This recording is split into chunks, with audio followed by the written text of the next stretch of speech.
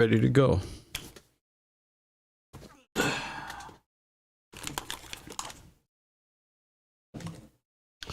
We live. Everything good? Coffee and Kush TV. We in a building. Hit that like button and subscribe.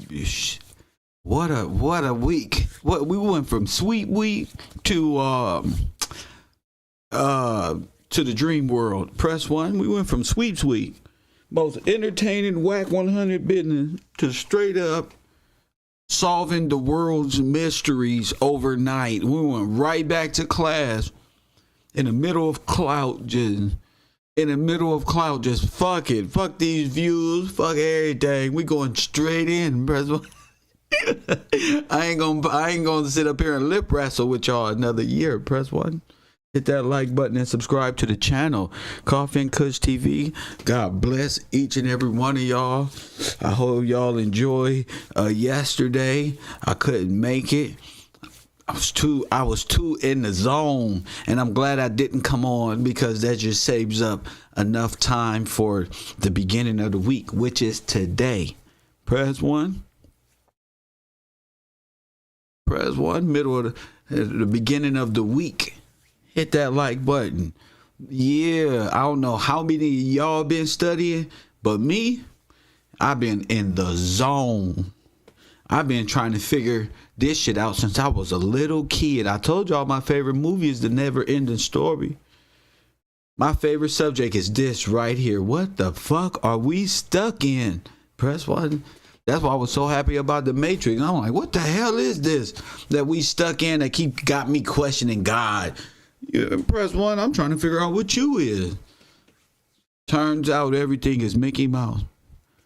Corporation on top of corporations, stealing your land and property, taking away your republic for a false democracy, which is a cover-up for socialism, white supremacy, communism. Press one. And every other dictatorship that's out there. Then we got these flimsy ass politicians talking about vote for me. I'm tired of voting. Press one. Fuck Mickey Mouse. Press one. Tell Mickey Mouse he can kiss our ass. Press one. I'm not voting for another motherfucking Mickey Mouse. I am of the Republic for real. Press one. Hell no. Y'all not finna be tricking me no more. Y'all the same. Y'all are exact. Both of y'all is for Ukraine coming over here getting $300,000 damn dollars. That's for sure. Now, nobody speaking up for the blacks in America. Nobody. Just Kev Gills, Coffee and Kush TV, The Row. Ain't nobody speaking up for y'all. Hit the like button. The one-stop shop where you can come talk your shit. I can't wait. I'm interested to see what the people found out over the weekend. I left some great information for y'all. My last live stream, we left some great information. And it's time to start asking real questions since we on King George. How did King George become Mickey Mouse? Press one. How did you become non-existent? Press one. How did you become a refugee? All of these questions is intertwined. And who's the real owner of Hitler's so-called gold? Press one. But they want to see how smart we is. Press one. They think we haven't figured this out. We figured this out a long time ago. Remember when I had y'all focused on Roosevelt? Yeah, remember we had you focused on Roosevelt? And y'all, I just wanted y'all to see his eyes. See how they manipulate propaganda. Press one. And we start saying what? Man, there's something weird about Roosevelt, Hitler, and goddamn all these people. Walt Disney. It's an entanglement here. Press one. Disney is on trial. Disney has made all of the World War I and II propaganda on Earth. Press one. All these little submarine battles and Navy battles. Remember that War of the Worlds? We think it's some alien shit. It is. Press one. Them. That is a staged naval event that took place at Disneyland, aka the World Fairs. Press 1. No realer than cowboys and Indians. Press 1. You have been living in the dream world, Neo. Yep. We done fucked up. Kev is the only one. Kev is the only one. This YouTube page, we figured this conspiracy out. We got their ass. Start asking real ass questions. I don't want to smoke weed just to play around no more. I'm going to smoke and wonder. I'm going to wonder.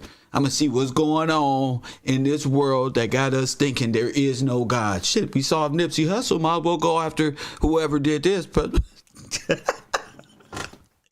turns out it's fucking Mickey Mouse. Press 1. You niggas worship Mickey Mouse. A little rat. And that's the thing about it. I always said it. We got to get our minds out of Disneyland. I just didn't know it was real Disneyland. I was talking about imagination that Disney propped up. But it's more to the story. They asses is behind Goofy, the planets, space. Every lie that we've been told got their name all over it. Press 1. And I know a lot of y'all gonna sit back and say, well, are you saying Disney mind controlled us into thinking our history is like this one? Yeah, from Africa, Civil War, all of the propaganda that you ever see was put on by Disney and the industrial military complex. Press 1. I'm going for smartest man on the planet. My team is solid. Foundation solid. Press 1. Mickey Mouse, dumbass. Walt Disney. This is what I want y'all to focus on. I've learned, because I'm tired, I've learned that the amusement park is the carnival, and the carnival is there to grab your land. Press 1. All of this has to do with, shout out to my moderator, Amanda. Going back to Amanda, riparian rights. You ever notice why all of the theme parks is based on water and swamps and coastal lands and all of this mumbo jumbo? That right there, Amanda, is the key. That is where they did the flooding, the dams. If you go back and check all of the amusement parks and when they lost money here and had to keep traveling on, because that's their thing. They like to highly invest, lose money, and move on, but own the land. So on the surface, it looked like, oh, the circus just went away. No, the circus used shell companies to steal everything. Press 1.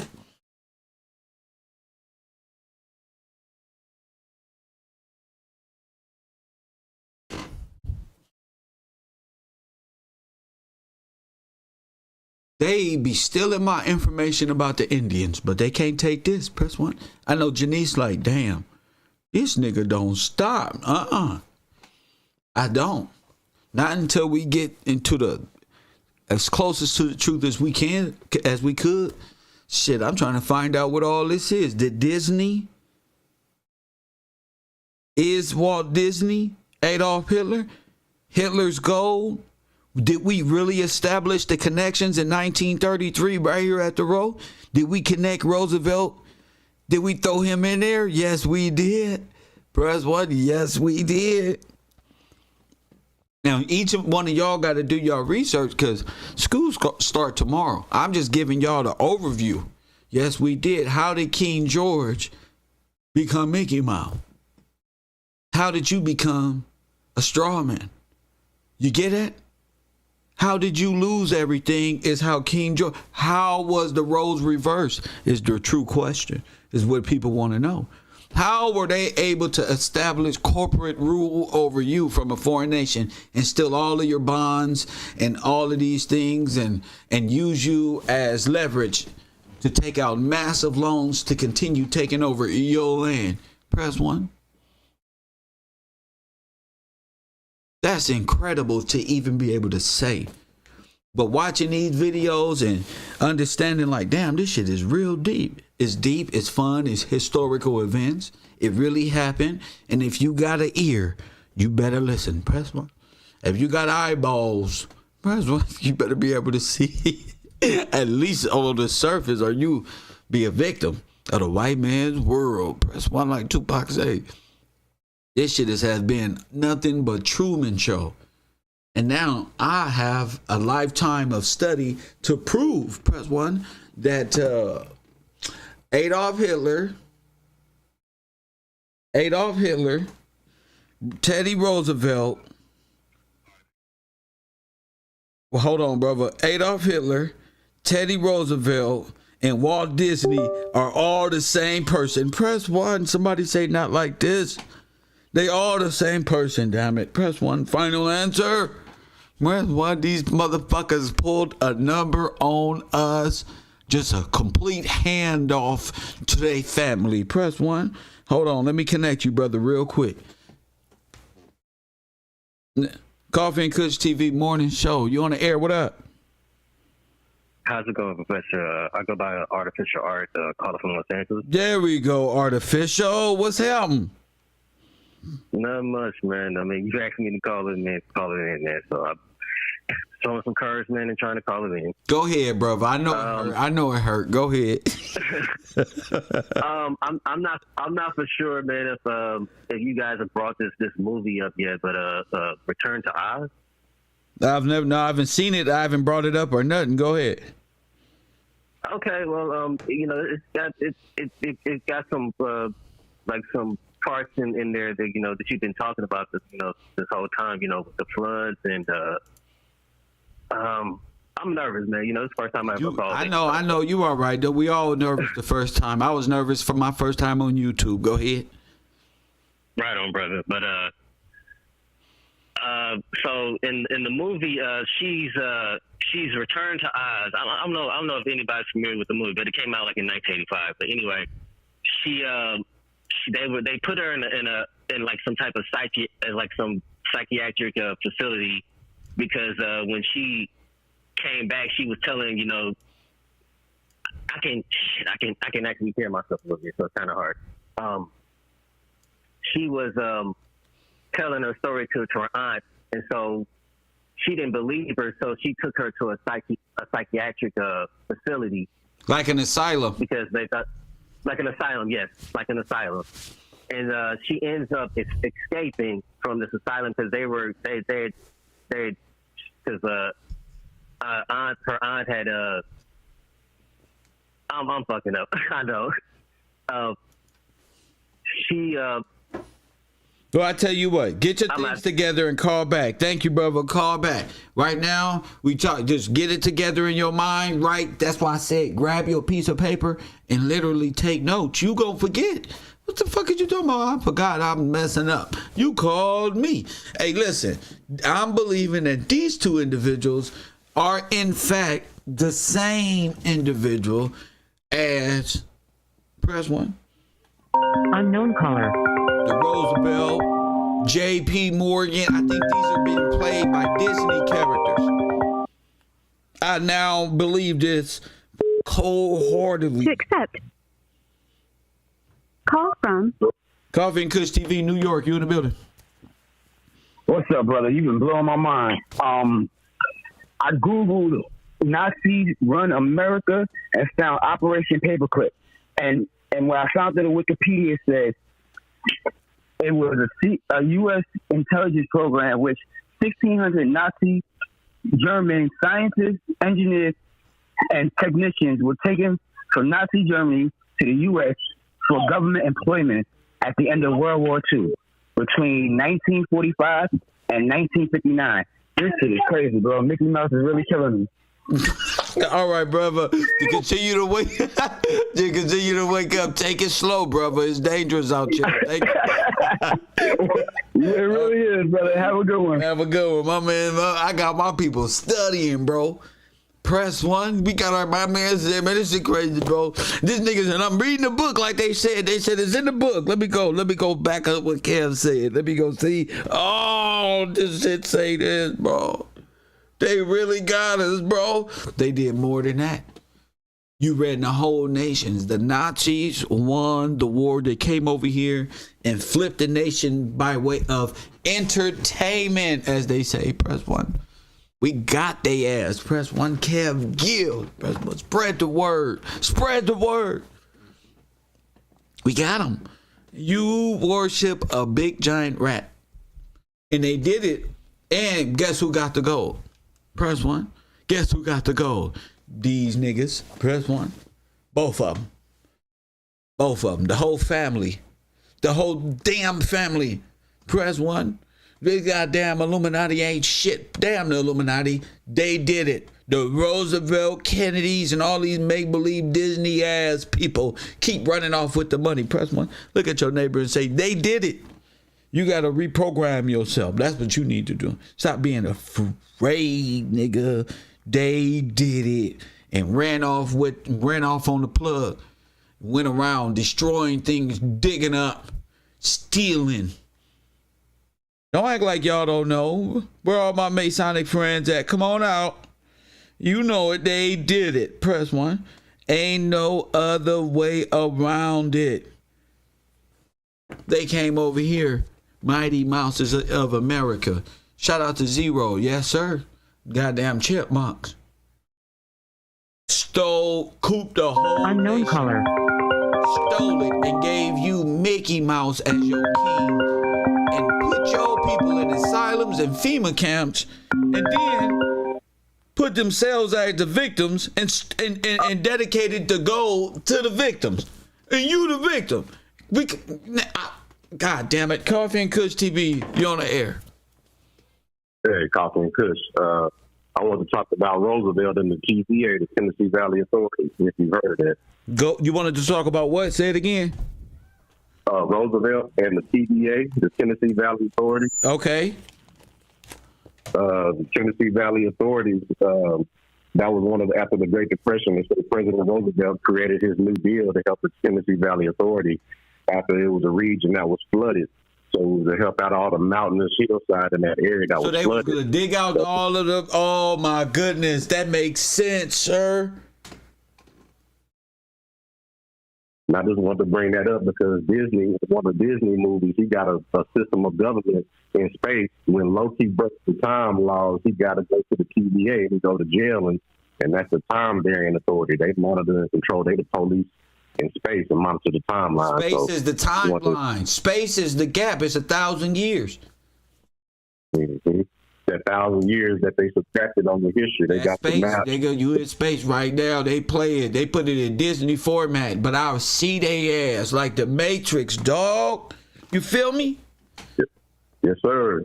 Hey, that's all I want to add. I'm hop back in the class. Thank you. So they ain't doing nothing but bear witness. That's why. That's all. They stole the land. They flooded out. They paid small price for it. They call it swamplands. Drain it out. Create little amusement parks. Take the resources. Move the people out.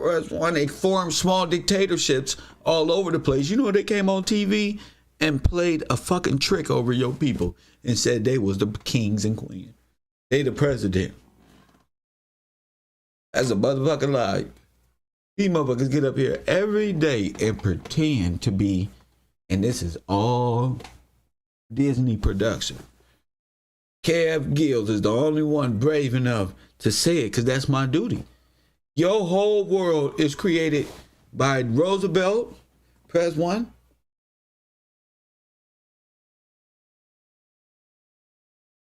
This fool right here. And his alter ego over there. Press 1.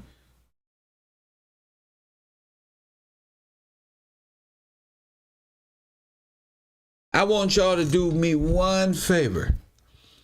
If you got a tab open, I want us all to go to a person named Kermit the Frog. Now listen to me. His name is Kermit Roosevelt. Type it in right now. You tell me who that is. Nigga, we living a dream. We living. Listen, bro. Go type in Kermit Roosevelt.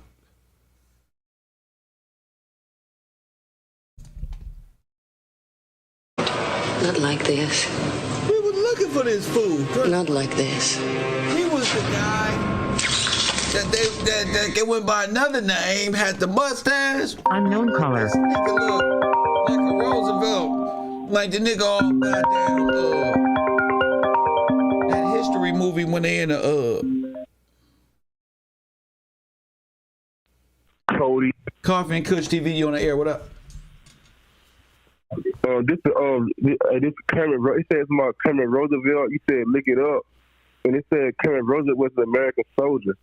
The son of Theodore Roosevelt, the 26th president of the United States. That's his son? Is that? Yes. Yes. Yeah, he said he graduated from Harvard College. Good. And he served in both wars. He served in World War I, II, III. Anything else he served in that give him some credibility of life? Go ahead. He served World War I and II. He served in both wars. And 2 cannons with his father. Nigga, I'm on some. Yeah.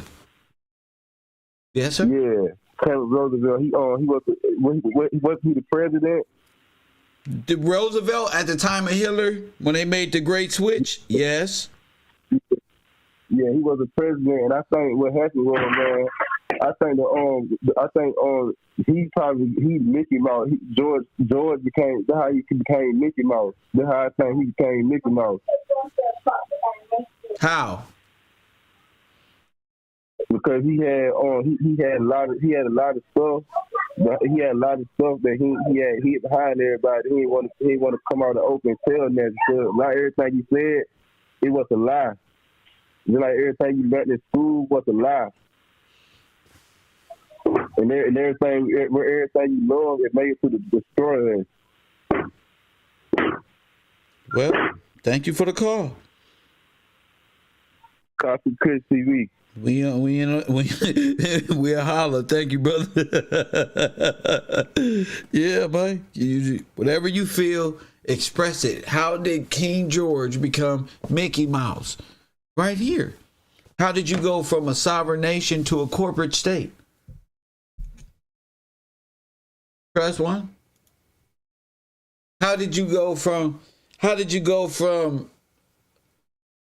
gold reserve currency to fiat currency? Them. The Roosevelt, Kennedy family and all of these name changes are behind this shit right here. Where y'all stuck at. I know y'all got a lot of love for individuals. But that ain't what it is. You looking at an American coup. The New Deal, huh, Max? The New Deal, huh? See? See how it is? I love my little research team. We research on the spot. My man said the New Deal. They got a huge credit line and ran off with your resources over and over. And I'm not even talking about what year was the New Deal? Who they cold? Who they cold? Just a bunch of actors everywhere. Everywhere. When you look back on history, you realize what a piece of shit these guys was. What happened in 1933?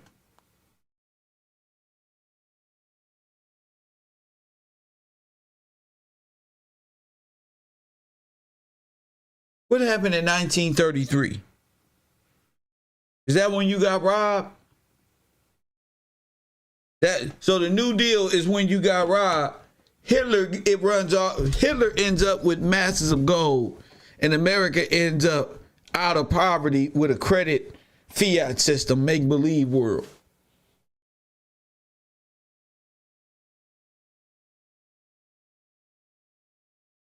Took off the gold standard.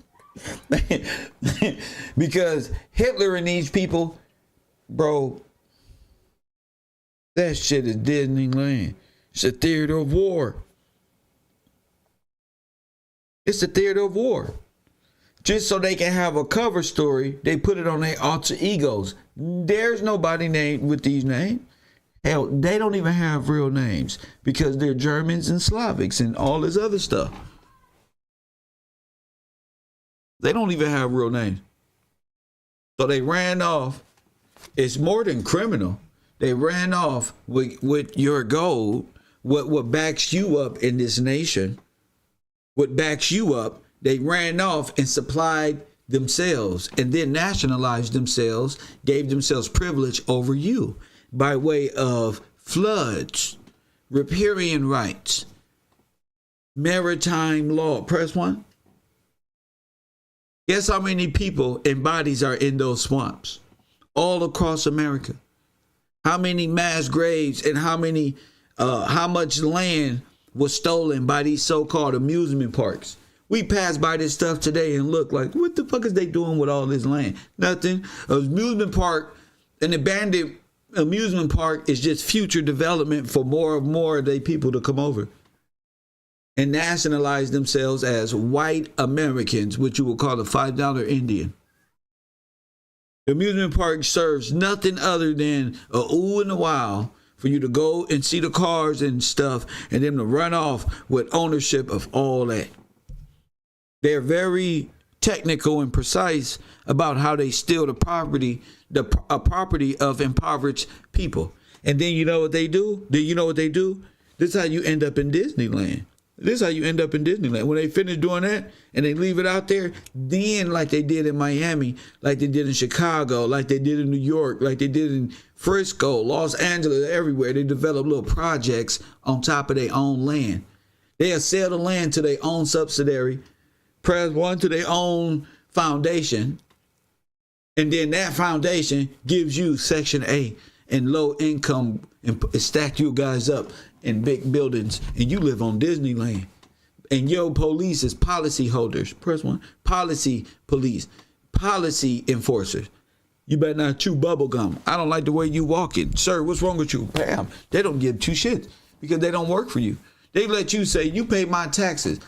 Your taxes don't go to shit but Rome. And let's be honest. Press 1. Your taxes don't do shit. I'm figuring all this shit. Your taxes ain't did shit for you, but get you turnpikes on the East Coast. Press 1. Goddamn, how you pay for your own road? If your taxes pay for roads and the police, then go tell the turnpikes and those poles and those toll roads, no. Be like LA, no. Be willing to face jail time and say no. I'm paying no that damn foreign corporation to own my fucking, who the fuck sold them our road so we can pay? This sounds stupid. But y'all are so used and comfortable in your own communistic, socialistic, I love America mentality. It is the most destructive, warlike, criminal organization known to man. Press 1. This nigga is the devil. Press 1. Walt Disney and these people are the devil itself. That's why he got 3 6s in his name. Press 1. This motherfucker ain't even real. This is what you believe. You believe in Mickey Mouse. You know Mickey Mouse, have you ever seen Fantasia? He's commanding spells. He's going to bring the devil out of his spell book. Press 1. He's trying to bring the devil. The whole Nazi regime and thought process is that of Disney and those who are in corporate business with the Disney Incorporated. They're the most racist people in the world. Look at their cartoons of the past. They tell you all of it.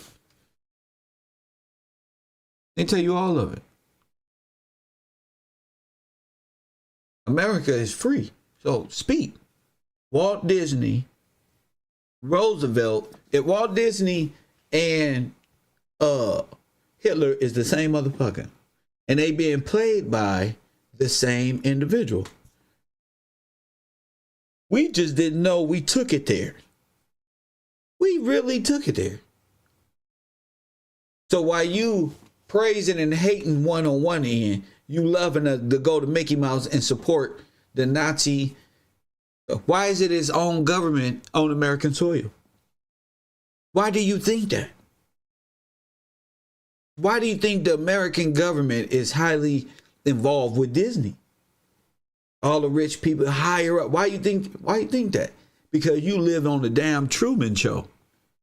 And they can't have you wake up that you live on the damn Truman Show. It's very profitable. You know, people live good over. You live on the damn Truman Show.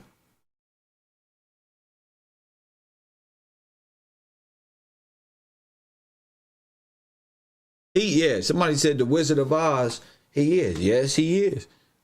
They use that propaganda to steal the gold, to literally run off with the wealth of America. And then put on TV like they got a new deal. And this is going to be the American dream. And this is going to be the dream right here. If we work, we can build the dream together. Remember that? And then they fuck black people who actually own out the deal.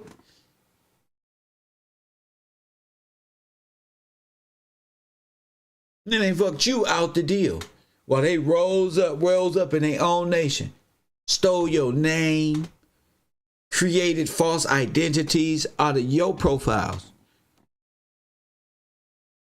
gave them to Ukrainians and all this other stuff that's out here. Just gave it away and said, here, come here. Here's big money for you. We need $300 billion. We need to fund them or leave you behind. That's cold. That's some cold shit. And for niggas to be about to turn on some damn rap music and trying to see what's going on with Whack 100 first thing in the morning over your captivity and how you're enslaved, something wrong with you. You niggas know all this Michael Jordan shit. That's cool. That's cool. I give you that. Touchdowns and footballs and motherfucking soccer ball. That's cool. But you don't know this.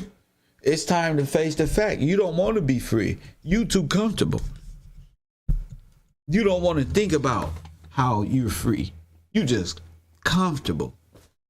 You so used to playing victim that you just sit back now and just say, yeah, the Illuminati.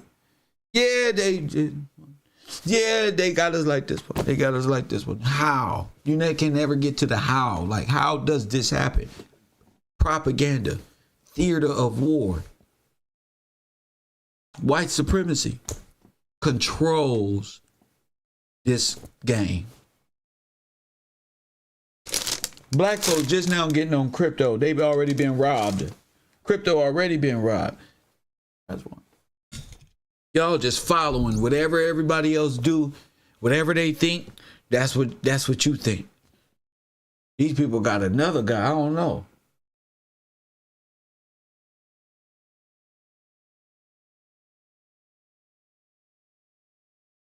Somebody said Mickey Mouse is how. Yeah, I'm watching these movies on the Disney and I'm pissed off. I'm like, damn, they got us. It's always the swampland. It's always, and see, that's why we was learning about the floods, because look where we at now.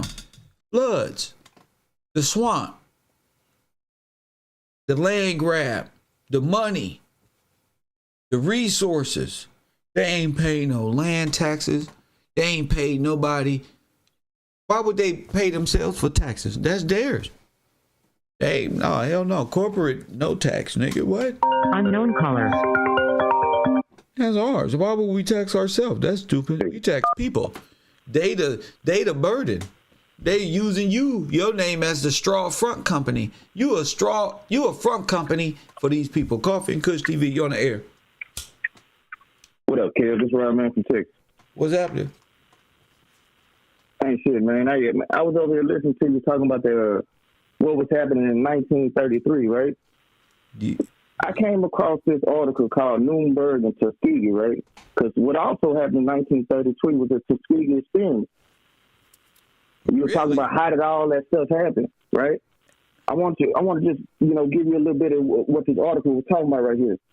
It said the racial ideologies of the Nazis fit hand in hand in a glove with the existing racial hygienic theories of the German medicine, which were readily adopted by Nazi individuals of German physicians and medical institutions, of which Nazis assumed power in January of 1933. German physicians were disproportionately represented in the Nazi Party in affiliated organizations. I'm guessing them affiliated organizations was like the Red Cross and all that other stuff. Yes, sir. Right? That is the Red Cross and all of the humanitarian.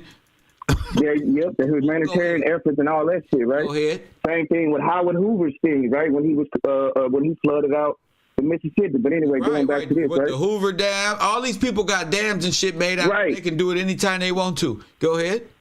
Because during 1933 and 1945, close to half of all eligible physicians joined the Nazi Party, a higher percentage affiliation than any other profession or element of the German society. The mutual embrace of the Nazism and German medicine elevated the early racial hygienists to the professional pinnacle, which is really right now, like the medical industry is like the pinnacle of everything. You can't say nothing about the medical industry. But they're pretty much saying they have a goal on eugenics. Why is it? You hear me? Big Pharma. Yep. We have a goal on. We have a method on eugenics. And this, what you bring up the experiments? They were testing a lot of things on black people in America, correct? Absolutely. By way of the Red Cross. Go ahead, in the military. Go. Yep. Okay. It said Post was honored with a degree from Munchkin University in an academia appointment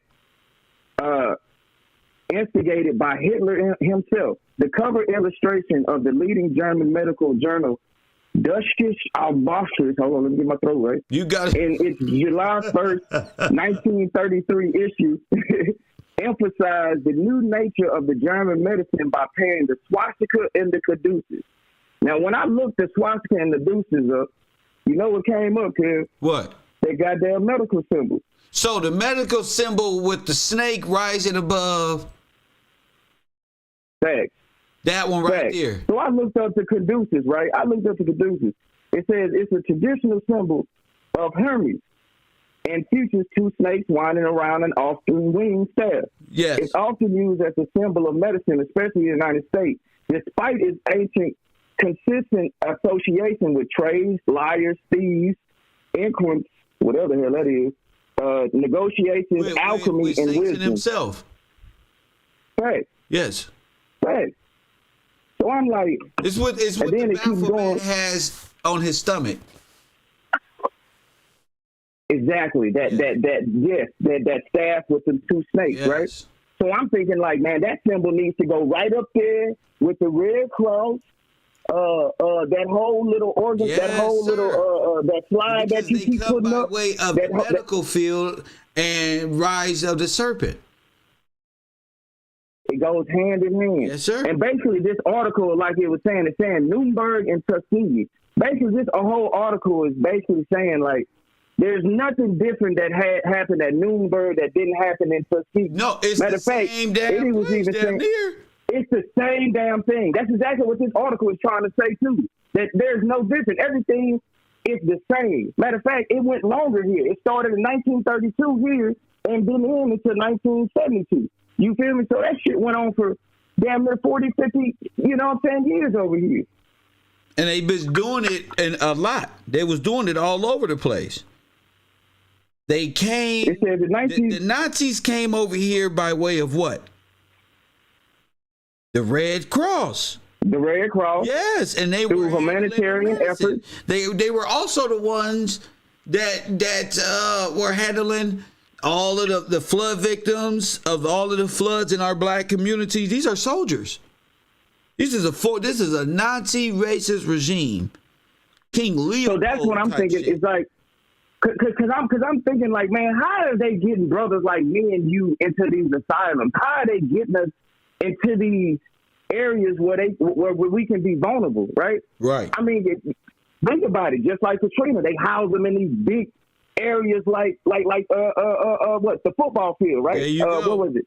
The Ben Stadium, right? Yes, sir. I mean, wouldn't that be like a big place, like an asylum, yes. where you can house thousands of individuals? Yeah. You feel me?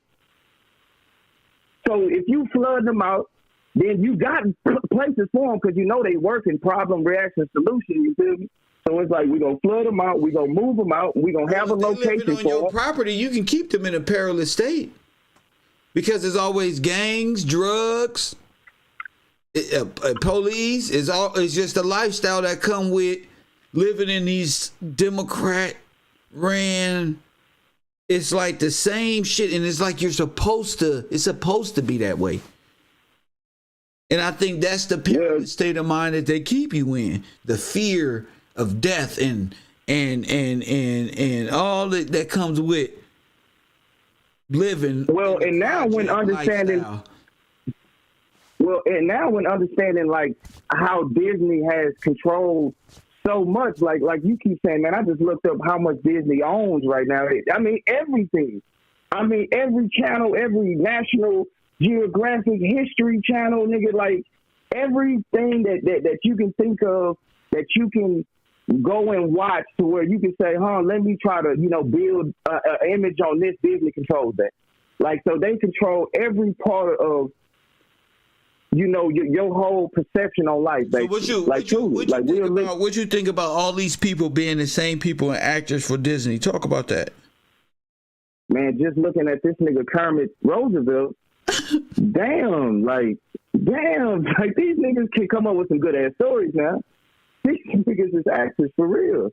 Like it's the Truman Show. I mean that's the easiest form I can put it in. Why? I mean, because it's why do you see how they will steal the king's gold and give it to Hitler?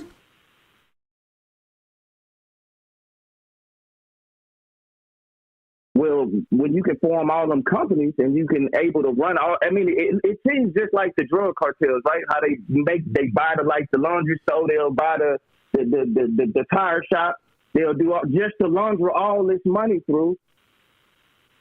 You get what I'm saying? Yeah. And hide in the hand. You know what I'm saying? You throwing the rock behind the hand type of situations. I mean, I can see how it's happening. Disney, especially the way you put it, you know what I'm saying? Towns and invited white people became rich and now middle class in no time. They just moved into houses.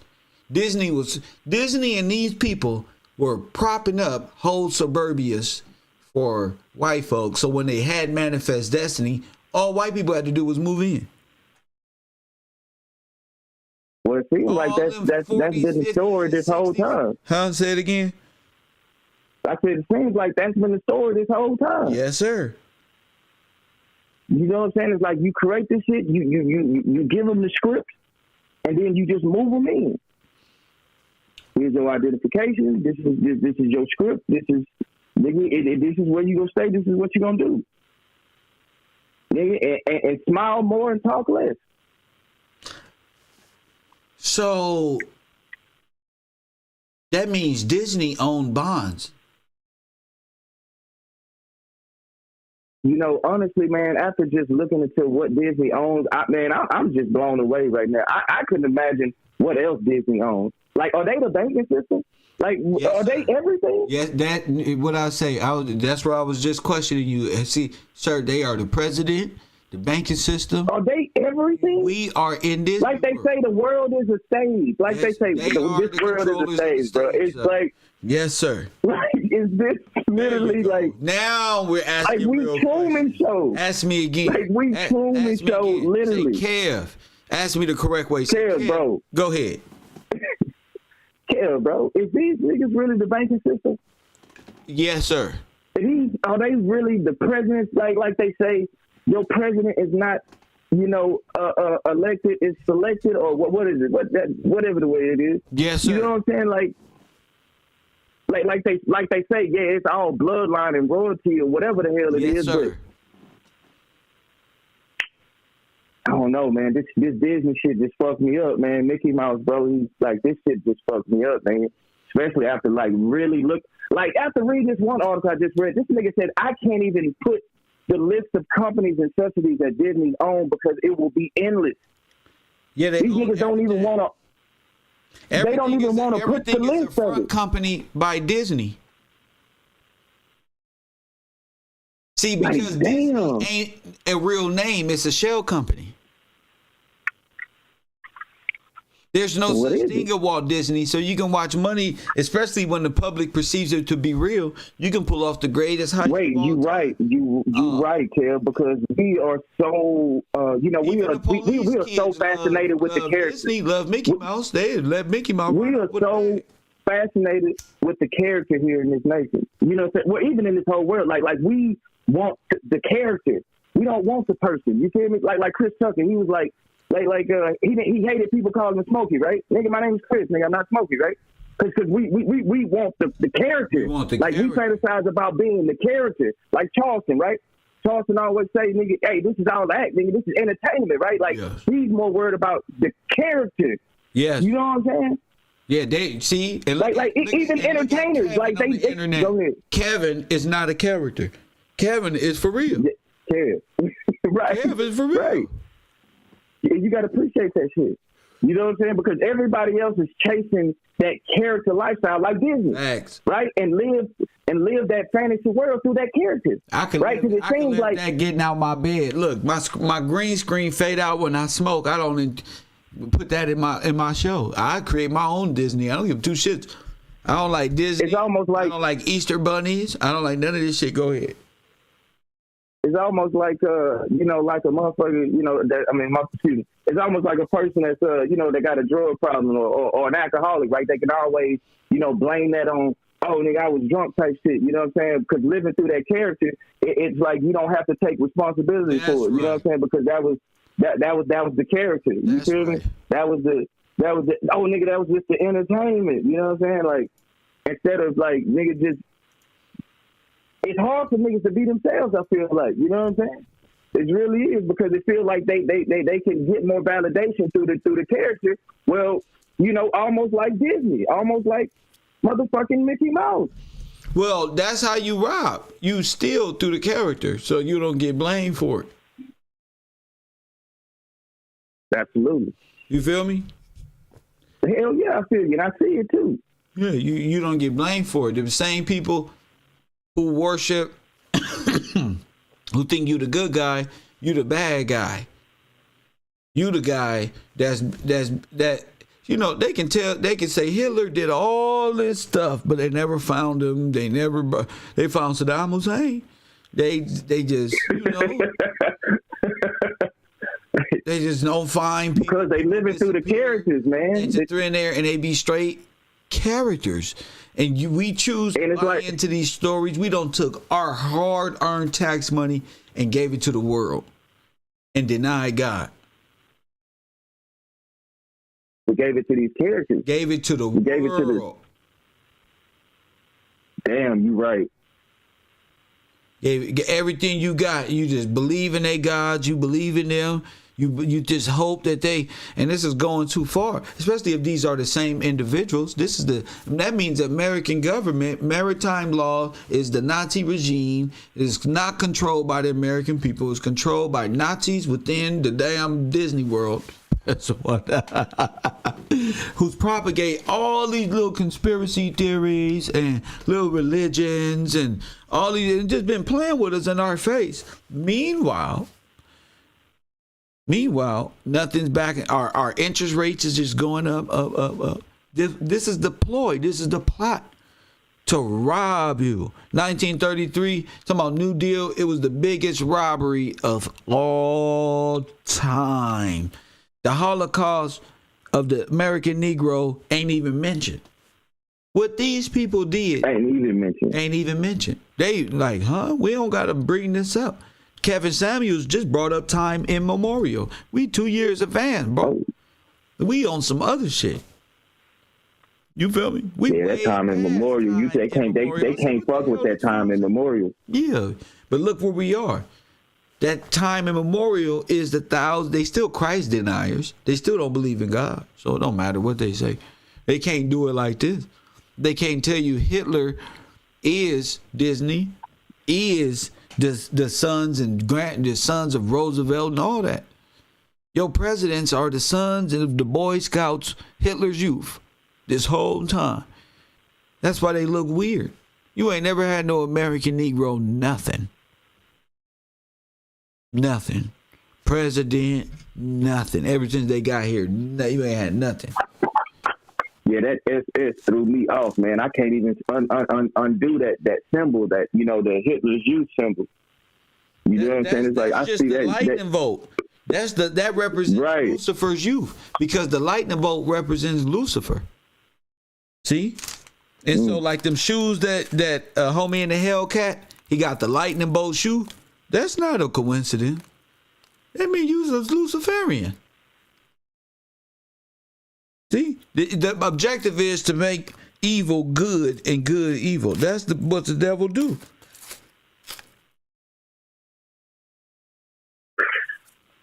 So it's deep. People just got to realize it, be strong enough to see through the veil, put their spiritual lenses in, and sit back. You feel me? Yeah, sometimes, man, you know what I'm saying? We got to put our pride and emotions to the side, bro. Just they don't sit have back, a you know choice. what I'm saying? They don't have a choice. I don't give a damn. You know Thank you for the call. I got to go. Thank you for the call. I appreciate you, kid. Ah, man. Yeah, I got to go. I'm just flowing. I just be flowing. You feel me? I don't, you know, so much information is coming. Once I figured out Walt Disney was part of the Red Cross, I said, he's a Nazi. There it is right there. We have been unmasking the greatest conspiracy of all time. If you're a gamer out there, have you ever played that game Mafia 3? How many of y'all played the Mafia 3 game? What was the end? If you played Mafia 3, go to the end where the secret agent found out that the whole government was ran by Nazis. He said, this guy right here, the nigga he was telling the story to this whole time, presenting the case that they Nazis and that there's some cover up going on. He knew the whole time who the unknown caller was in front of him the whole time. And that leads me to you. Oh shit. Phone them. God, play this. We are Nazis. Coffee and Kush TV, you on the air. Hey, how you doing, sir? This is Dewan from D.C. Dewan from D.C. What's on your mind? Say something constructive. What's up? Oh, sir, I don't know if you touched on it or not, but I know we're talking about Epcot Center and the Walt Disney and stuff, but have you ever heard of a show called Eureka?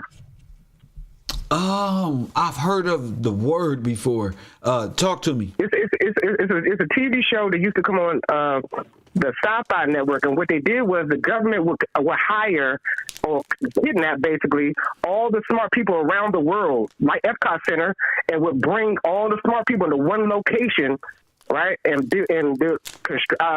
never really watched the show. I only watched the show really one time, but that's the premise of the show, to get all the smart people, put them in one place across the world, and to like kind of take over like that. Yeah, all the smart people was white people and Aryans. Well, of course, you know, they put a couple of tokens in there, but you know what I mean. Yeah, you know how that is. Yeah. Yeah, I just want to know if you touched on that or whatever, you know, because that. Thank you for that. No problem. My man, thank you for that. For those of you guys who are interested in that, go ahead and watch it. I just love the conversation. You got to wake up to what happened to you in the Great War, World War I, World War II. What were those treaties of France? What did it allow corporations to do? We got to get on that mentality. We got to get on that, man. What did it allow this? And brick by brick is being laid. Ain't no rush. Information comes and it flows. We have a lifetime of information. You feel me? These folks did something so demonic. It's hard to like admit it. I see why they like, nah, if they ever realize what we did.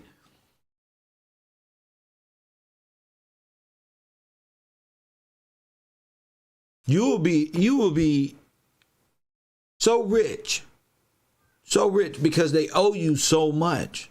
If they didn't owe you so much, it would be they owe you so much. I mean, you got all of these government agencies on land by way of lease.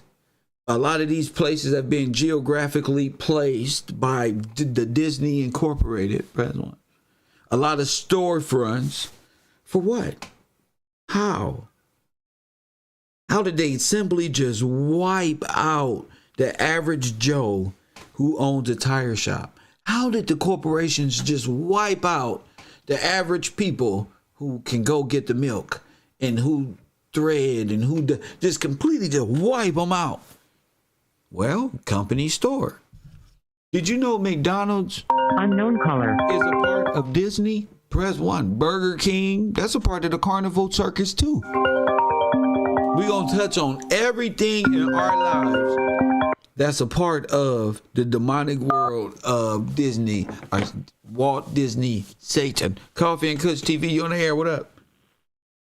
Hey, just want to add one more thing. You was popping on shell companies. If you've ever seen a lawsuit regarding shell companies, whenever they do the diagrams of which company is the shell of the other, the diagram looks exactly like the Mickey Mouse logo. So I can see that being like, hey, this is the ultimate trick. Wait a minute. This is the master shell company involved. Where'd you get that from, sir? And you look at lawsuits from like shell companies that like do money laundering and stuff. When you're looking at a lawsuit and they show the diagram of like which company is the shell company to others, the actual symbol, the way they diagram it on the paper, looks like the Mickey Mouse logo. It looks like it's a Venn diagram. It's a hidden symbol. Right. It's like, you know, when they show you companies, when you look at a chart of which company Disney owns, it is the Mickey Mouse. When they show you a Venn diagram and wherever the circles overlap, that's like, okay, this is this company. You know what I'm saying? So it's right there in plain sight, but kind of obscured by symbols and mathematics and science. You know, that's a Venn diagram. Oh, that looks like the Mickey Mouse logo. Okay. Just a passing thought, but it's like hidden in plain sight. They say it was raw power, free energy that ran this place before they put it in the hands of fractionalized sciences. And do you think there was a limited amount of energy here? Yes. Okay. I believe the evidence of all the old architecture that ain't been destroyed is and the fact that they connect to the ley line and the atmospheric energy. Got you. Texas, you can look up in Texas. They got a Tesla tower that they built in Texas that's actually functioning, and they're saying they're pulling energy out the upper atmosphere, the ionosphere. But we live in a world where everything in media, they completely own the airwaves. All the airwaves are federally owned and different bandwidths and stuff like that. So this energy that they're pulling is from the upper ionosphere above that realm. So they don't want to deal with a system of government that's pulling energy outside of their jurisdiction. What you mean, a system of government pulling energy outside of their jurisdiction? What you mean by that? Because if you own the air, you don't want nobody pulling energy out of unlimited energy, tapping into an unlimited tap of energy that's outside of the air. So that's you outside of your unlimited energy came from the air? Well, it's in the upper ionosphere, like when they show like the northern lights and all that stuff. Is that the only form of unlimited energy? No, the whole universe, the Earth, the planet, it's a big circuit. They got us thinking that the whole economic system they got is that there's a limited supply of everything, and that's not true. They just have to lie to you and say that, okay, there's limited supply, and the whole economic system is based on supply and demand, and that's what creates prices. But outside of that, if there's unlimited energy, there's no means of charging nobody for nothing. That's why the concept of money and energy, like all our bills go to pay energy. And these people that own these energy companies, that's where the majority of our money is going to every month. When we paying to live, to see, talk on these devices, we got to pay the people that own the power. They got to. You're absolutely right. So there you go. Thank you for the call. Of government.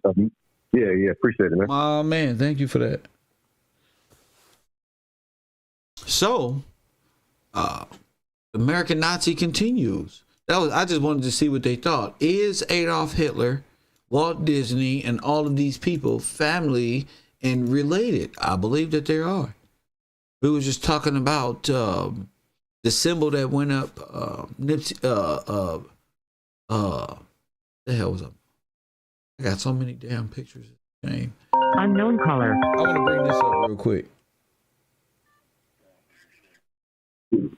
Coffee and Kush TV, you on the air? What up?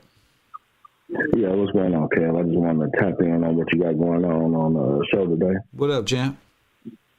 What's up? This Sam from Detroit. I did a little research, about some of the land here in Detroit and some of these big families that own it, like Walt Disney. And when I was doing my research, it also showed me that Walt Disney owns the whole city of Burbank, California. Yes, see?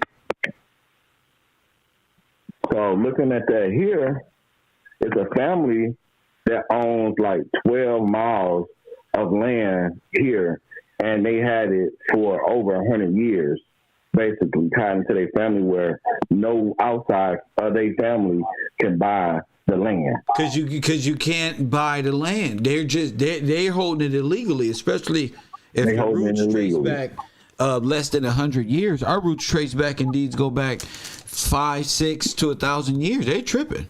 It does.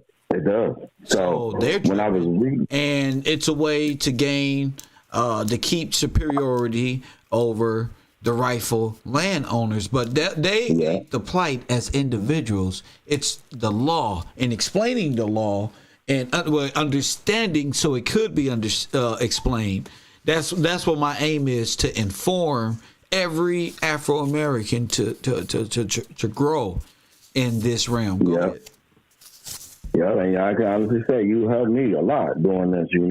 I've been watching you since 2019. Oh my goodness! And so I've been following the movement for a long time. So it just opened me up to really look and see how Walt Disney did this generational wealth, but also conquered the land illegally by being a foreigner. All that land needs to be released, and Epcot Center, Disneyland, all that needs to be demolished. And check this out. You know what's even crazier? I think Disney is the shell company of Key George's estate. I believe so. They have the trust, the bonds, is all in their estates, and I really believe that they've been using that family's riches to control the world. Yeah, and when you look at it right now, when I touch on that with you right there, that's part of the Venetian family bloodline, King George. Go ahead. And, that's also part family cousin / the Jesuits. And when you look at all of the media, food, clothing, everything is all owned by really the one family.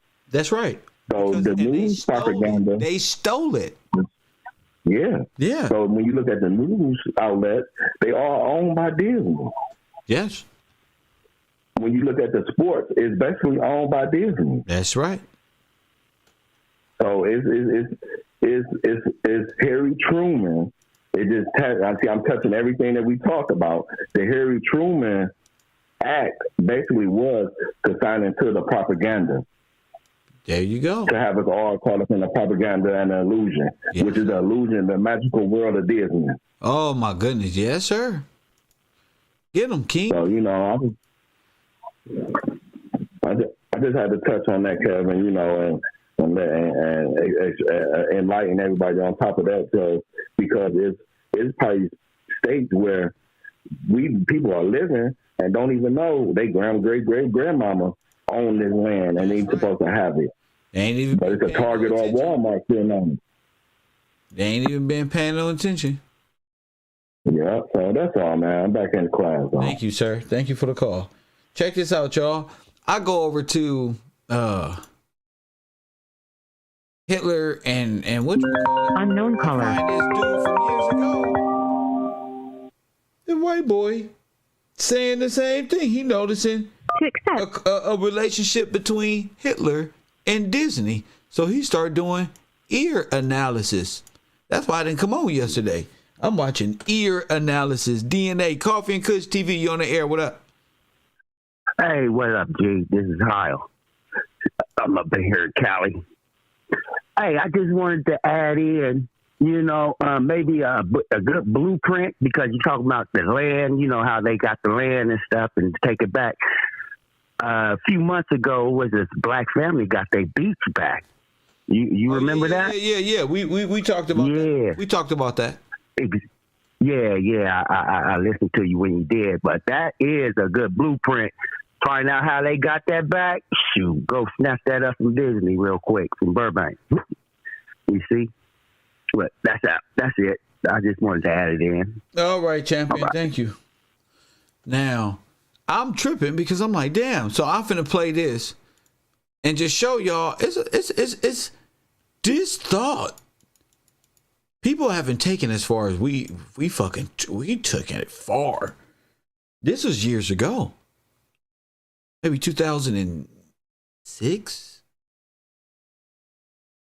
Something like that. This guy unknown caller is saying the same thing. He's not going as far as the depth like this. He explained something else I want you to see. Coffee and Kush TV, you on the air, what up? All right. Hello? You on the air, what up?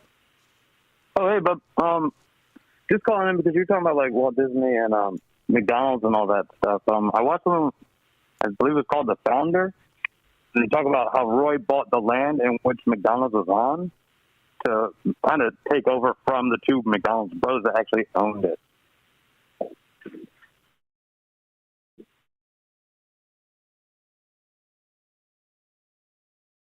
That's all. I just wanted to give you something to think on and look up. You said wait. You said what again? I think his name was like Roy Kroc. He was the guy that the McDonald's brothers actually put in control of, like, kind of managing for them. He ended up buying the land in which the McDonald's were on top of when they tried to get rid of him. So that way he ended up kind of pushing them out and owning the land. Of course, that's rather how than he the went. store. He went into business with Disney itself. Yeah. It was just, you were talking about the other day, and I thought about calling them then. Yes, sir. And you were kind of touching close to it again today. I was like, let me just put that out there. And I sent you a text, but I was like, let me just call. Yes, sir. And now we got the Croc shoe. Thank you for the call. I'm gonna go back to class, my man. So check this out. Bring your notes out. If something sticks, hey, listen to it. If not, who knows? I'm just gonna listen to it. I'm with y'all. Here's this guy, Ed something. I forget his name. He's did some that type of digital analysis on this. I'm saying by way of use of prosthetic. I've already proved they use prosthetic. They must have forgot the ears, though. I don't know. I said, for some reason, I think Walt Disney and this fool is the same dude. Unknown caller. All these motherfuckers. All of them. Pardon my language. All of them. Coffee and Kush TV. You on the air. What up? Coffee and Kush TV. This Cocky Turner calling from Elberton, Georgia. What up? I just want to talk about the ears, man. I don't want to talk about the ears right now. I'm sorry for. I'm focused on some other shit, and the title is the title. Yeah. How did King George? How did they transfer King George's estate to Walt Disney? That's the topic. I don't want to talk about no ears. Yeah. And call back when we talk about ears. They translated the Mickey Mouse, King George. He translated the Mickey Mouse into Confederation ownership, like Confederation ownership. And then make it what thing so crazy is, man. The Nazi in the concentration camp, they had something to do with all that, man. It go way back. For sure. But listen to this though. This is what's important. Pay attention to this. I wanted to put together this brief video to review the find that I made on Hitler's house and Walt Disney's house. Now, this video is not going to go into the depth of the fact that Walt Disney was actually Adolf Hitler and ultimately was Kermit Roosevelt. You can find those facts in my other video.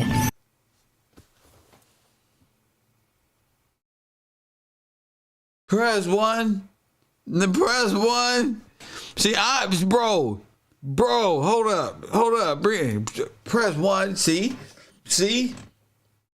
Who the fuck is that guy? Remember that motherfucking guy caught our attention as a whole. Like, these motherfuckers are real actors, and this shit look weird. That's because it is weird. They're weird. You got to wake up. I got to be the one to do it. I don't give a damn. Just hit the like button.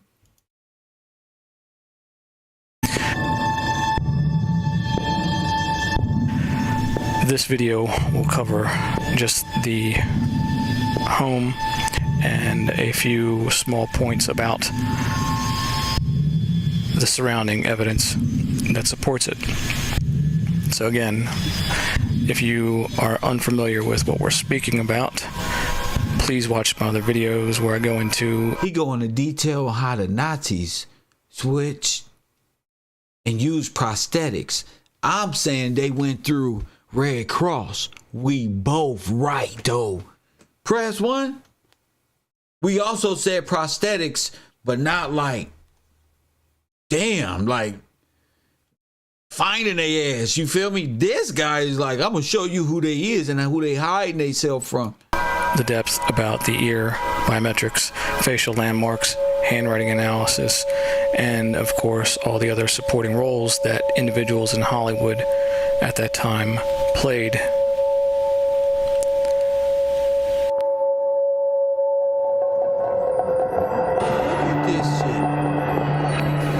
Just a little bit of history on this find.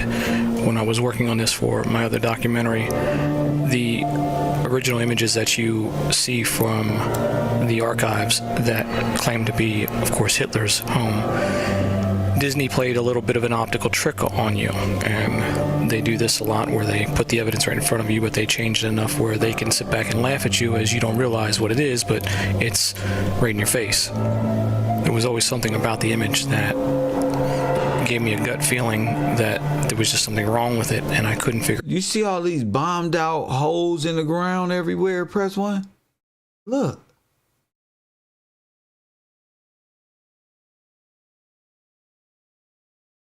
It out until I was working on something else and realized that they had flipped the image, but not just flipped it vertically, they flipped it horizontally as well. So once you correct the image, you can overlay the homes on top of each other and find that they are a match. And that's how they did the maps. Press 1. They upside down and backward, y'all. Every tip that that a truth teller like myself or this brother here, you have to use that and say, wait a minute, did they geographically make America look like other shit in different places to cover up certain shit? You get back to it. This is Hitler's home. Underneath it we have Walt Disney's home. Change the opacity on the top layer, and you will see the house matches even the driveway. They just modified the driveway at the end when they built his brother's house at the bottom here so they could share the end of the driveway. The street wasn't here at the time when it was the Hitler house. There was no neighbors, of course, either. There was just a few back here. Those houses have been modified, they've been updated, and they're larger now. But we can see, as we scroll to Disney's home. Remember we was doing the Nipsey shit like this? Same driveway. And we go back to Hitler's. We can see the slight changes to the house that they made. They've extended and made this larger here. And they shifted the pool as well as changed the shape of it from a rectangle to a nice curved edge. A little bit of a remodel. Give them some more room out here. Now, right here is where the large stairs were that you see in the Hitler videos. They removed that and they changed the driveway so you could actually exit the house here, and this was the front of the house instead of over in here. This is the grand hall that you see, and these are some of the windows that are in it. As we see, the same windows are in Disney's home. This is a photograph from his recent sale of the home. It sold for $3.2 million. Same windows are still there.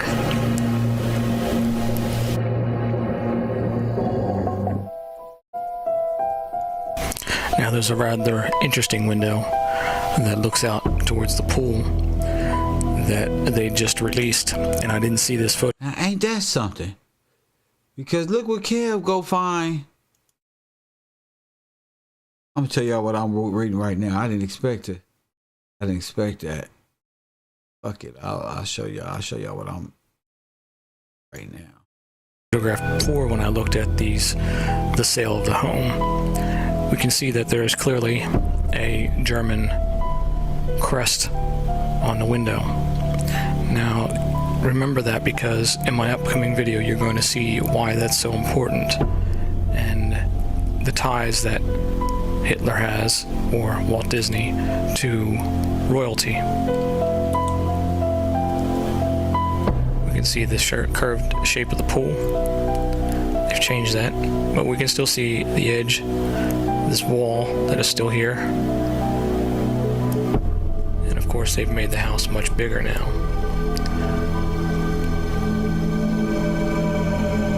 So you can see clearly there's a row of trees. There's the indentation where they are.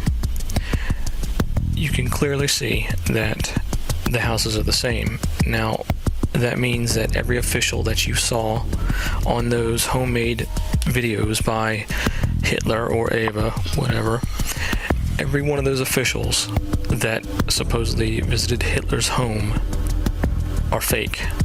They are actors. We've identified several of them from the golden era of Hollywood.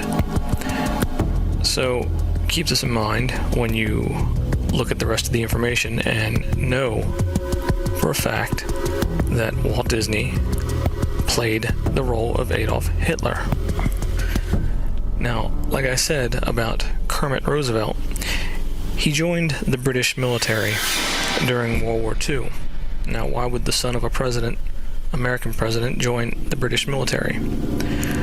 Well, there you go.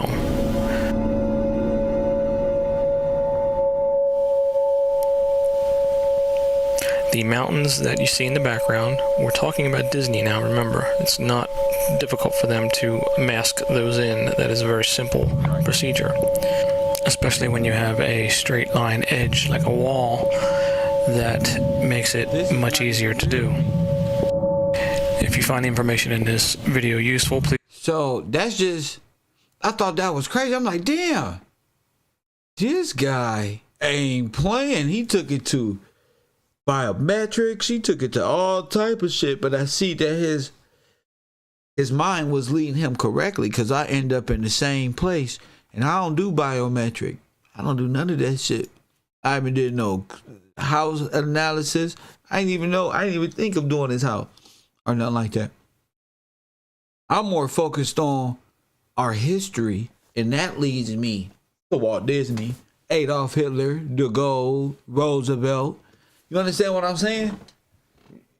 Looking for King George, and all of this leads me to Mickey Mouse.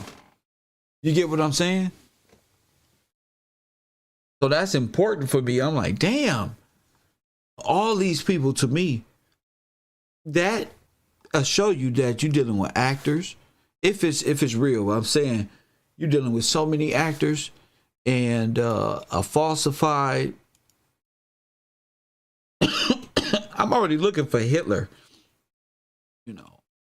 to be a scare tactic, a Scooby-Doo character, to be, and finding him in Walt Disney wasn't too hard. An alter ego. Then when I look up the other guy, it leads me to the Kennedys. It leads me to a lot of things I'm just going to take my time with, and understanding what the hell and how, explaining how they were able to get you to sign up and get our people to sign up for their own demise. Was it just the rations? And as I say at the World Fairs, where all the black people at? These white folk And other people talk about Tartaria and the reset and the World's Fairs and what what it is and blah, blah, blah, blah. It's Disney World. Press 1. It's Disney World. That's what it is. How did King George's riches end up owned by Mickey Mouse? Because Hitler took it. That's a cold riddle.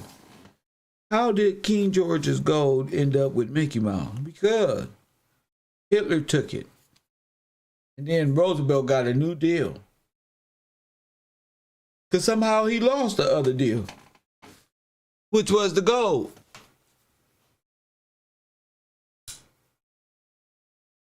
I was just looking for a way to explain how all the presidents of America are nothing more than the banksters presidents. You ain't had no real president since King George. Facts. And that's why they made it a cartoon, because the cartoon and the company itself is the Magical Kingdom that gives liberty. Press 1. Is there an Iberia in Florida? Press 1. Is there a Iberia in Florida? Press 1. Oh, they got us real good. They had our boys reenacting all type of shit. They got us real good. Is there a Nuremberg? Is there a Germany in America? Is all this? So you got to really use your head. You're thinking your way out of it. Let me show you something. This is going to be cool. Remember I asked the brother, was there any energy here? Remember at the World's Fairs, we was like, what was it that produced energy though? They had the copper. They had this. They had that. Press 1. Watch this. Watch this. Press 1. I found this on Instagram. Press 1. Now watch this. Red mercury. Remnants of our hidden past, right? So I click on it and look.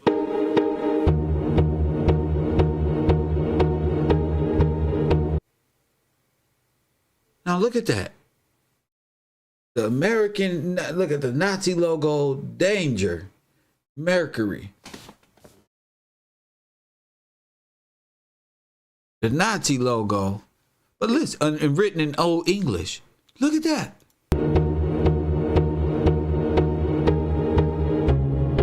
It's in a copper capsule. Should look like radio.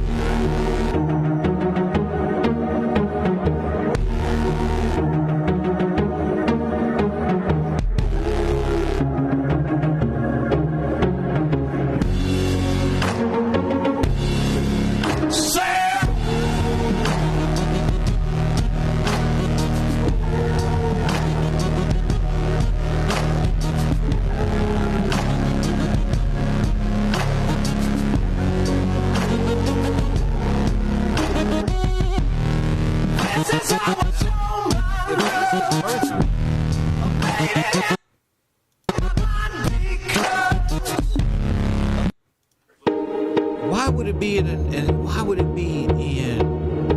this type of capsule? Press 1. So what we do, y'all got to do your research on it. I thought that was pretty dope. Pretty much like batteries, right? See, I know y'all can come up with something.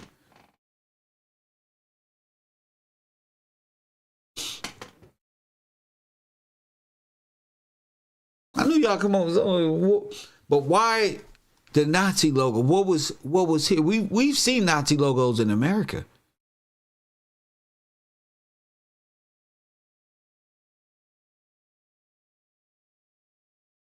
Was this like the Cold War for atomic, like nuclear kind of dangerous type of shit? Press 1.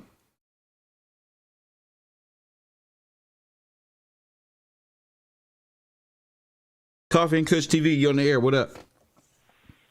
Hi, I'm Kip. I'm sorry to interrupt, but you all right? I wanted to. I'm done now. Okay. Okay, good. I wanted to bring up a fact that I noticed yesterday when the young lady was talking about Kroc, Ray Kroc, and he had made a statement about him lying about his age so he could become an ambulance driver. So I was, at the time she was saying that, I was already looking about Disney. Walt Disney got the same storyline that he had. So they both got the same storyline of was a Red Cross ambulance driver. Correct. All right. Correct. And that they both lied about it about their age. About their age. Okay. So that's another thing. Then another thing, as we going on the gold, so as I was looking into the gold, I'm in PA. So I started researching like gold in Pennsylvania, and I'm like, this is recently things that, hold on, let me go through it. Recent things that I'm finding that, first of all, it's a city called Gold, Pennsylvania. I never knew that. Another thing was that they had, it says that that the FBI had discovered barrels of gold in Pennsylvania, that this happened in, it says March 18th, 2022. 1822? No, 2022. I'm sorry, I said 18. It was March 18th of 2022 that it says the Treasury hunters, they asked, did the FBI destroy video of Civil War gold in Pennsylvania? So it's people saying that it was barrels of gold that was found here recently, but they said the FBI came in and destroyed it. So I'm going to look further into that. But I appreciate the fact that you're looking, having us look, because the gold is right here. And they may have it in Fort Knox, wherever it's going to be. I think it's going to be found upon the lands that we want right now. And just keep doing keep guiding us, because thank you. That's all I have to say. Thank you. And I'm here. I'm going to go back into class, and have a great day. I appreciate you, Queen. Thank you. Yes, ma'am. People be nervous. That's all right. That's all right. And that's all right. We're going to keep moving along. She's absolutely right. People, do your research. Do your research. All this information is, I'm just tripping on how much Disney controlled, how much it had an effect on my life. And your unknown caller. We're going to get into some important shit. Make sure y'all hit the like button. If you want to contribute to the show, get a shout out. Go over to the Cash App. It don't matter if it's a $1 or whatever. Get your shout out. Coffee and Kush TV. You on the air. What's going on? How you doing, brother? I'm good. Can you hear me good? I got you. All right. So you were saying, I got a couple things I want to run by you, because I think we done found a couple pieces to the puzzle with King George. So you were saying, how did Mickey Mouse get King George's gold, right? Who is this? Sid. Oh, okay. Yeah, I had to make sure this sound like Sid, but go ahead. Yeah, it's me, G. I got this crazy ass headphone in. That's all right. You sound clear though. Yeah, you sound real clear. Yeah, I just put it to my ear, bro. So we were talking about how did Mickey Mouse get King George's gold, right? Yes, sir. So remember we were talking about the strategic taking of names? Yes, sir. And them knocking off the heads of state? Yes, sir. So let me ask you a question. Remember in the Law of Redemption, who was the guy that bought the land because he knew he was going into captivity? Was it Joseph? Jeremiah. Okay. The question is, but you remember that, right? Yes, you remember sir. that part? Yes, sir.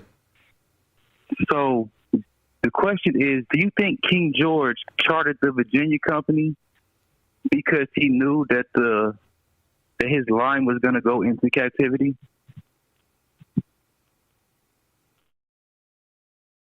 Yes.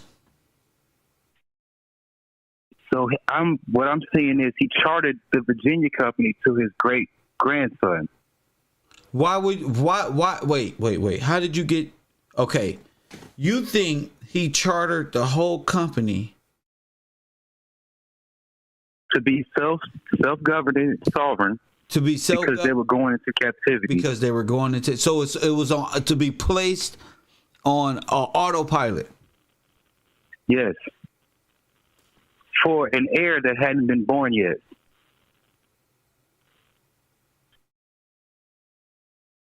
Okay.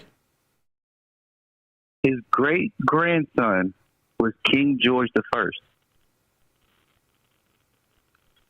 Okay. He was the first king of America, right? That's why he's the first. Right. It's not the senior thing like we're looking at it as. King George was the first. The first king. The first king. Because King James was King James the first and the fifth. He was the fifth king of Scotland, but he and the first king of Great Britain. He was the fourth king of Scotland, first of Great Britain, or the United Kingdom.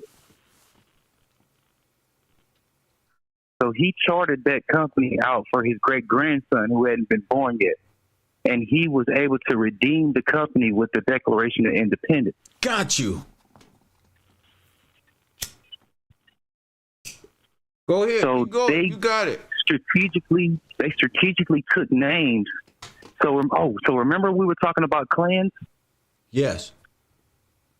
I traced the Morgans back to a clan that was at war with the Chitan clan, the McKay clan. So it was a battle of clans going on around that time. Got you. So they strategically took names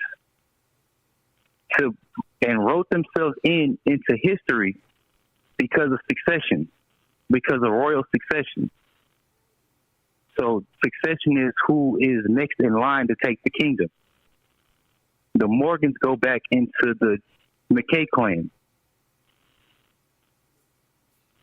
It's all about succession. Once they were able to get the names in succession, they were able to write themselves into history and make their heirs the new sovereigns of the country. Does that make sense? Yes, sir. And then they canceled out the Succession Act sometime in the 1900s. So it's not even about succession. It's about election through democracy.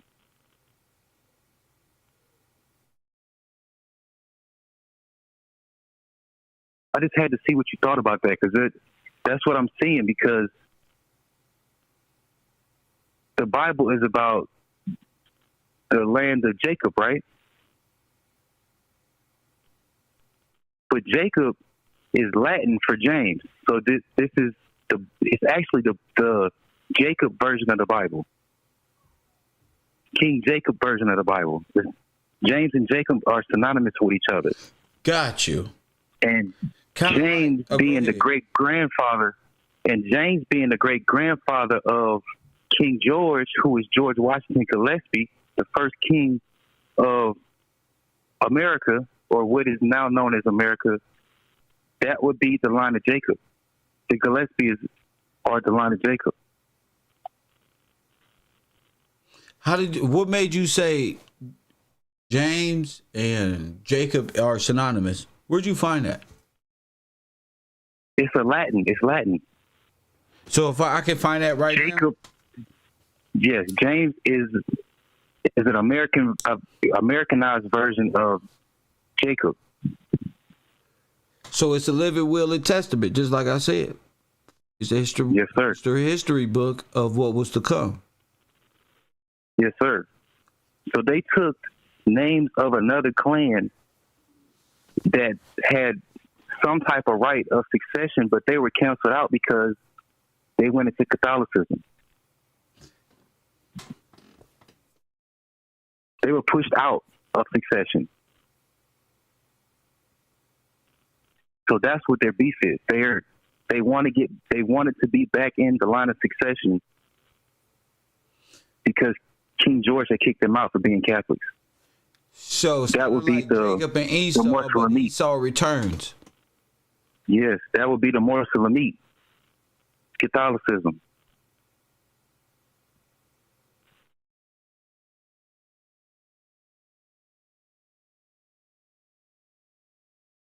I found all this stuff this morning, Kev.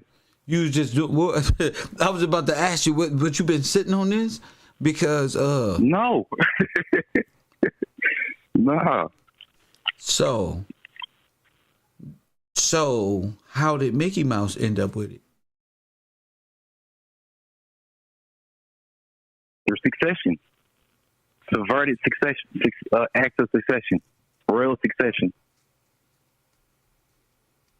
After killing King George, or after declaring King George unfit, somebody else is supposed to rule. It would be another person in the family. But they went into... Which were Catholics at the time. But they went into... Because they were defeated by Catholicism. Gotcha. But they went into bondage. Yes. Serving other gods. Yes.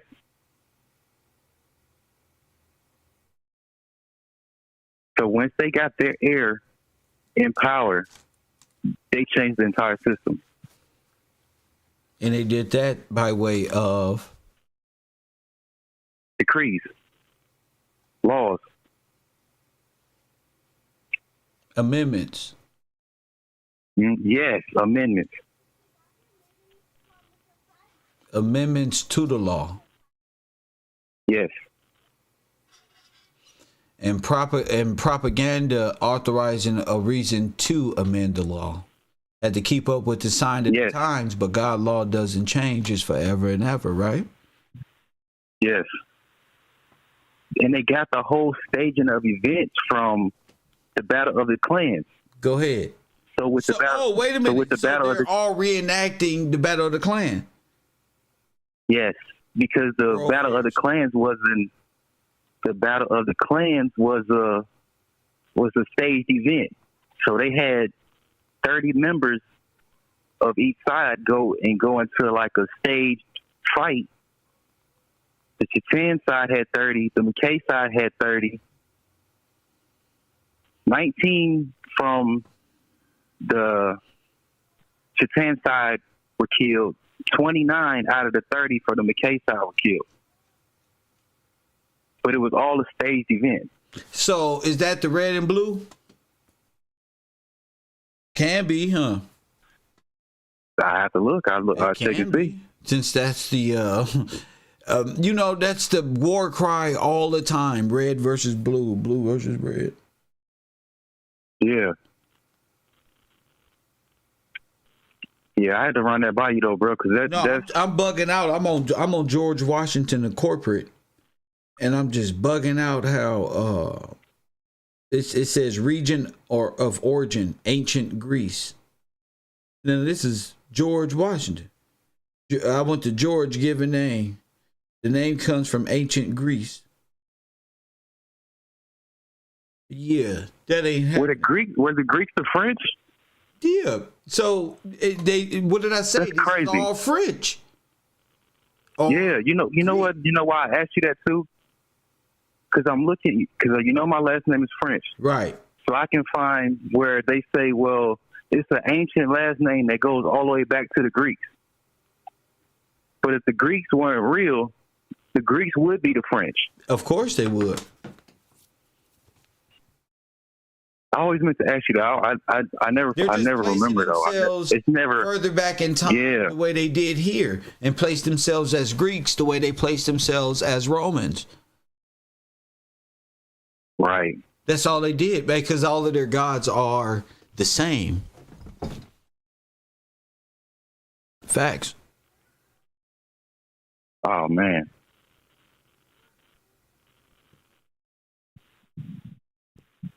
So I saw a video this morning where they were going into George Washington, and he was talking about Colonel George Washington being the leader of the Royal Army, the Revolutionary War. His father was still alive at that point, though. That's why he was the colonel. His father was still king. And then after King George I, died, King George III became king.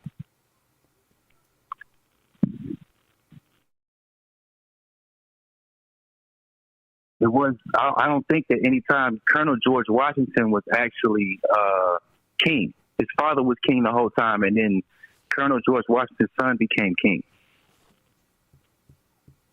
But that's all the line. They all come from the line of King James. And what happened to James?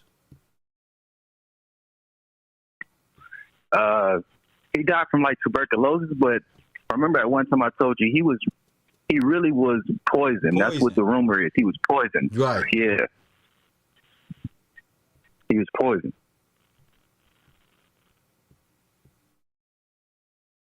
It was his Duke. One of his medical doctors poisoned him because after he gave him some type of serum, it was probably a red drink. He died the next day. And people don't understand the importance of history, man. It's very important, especially if you're trying to get out of debt bondage. It's very. Helena, Goddess of Light, could you please stop typing so much in my chat room? You've been here long enough to call it in.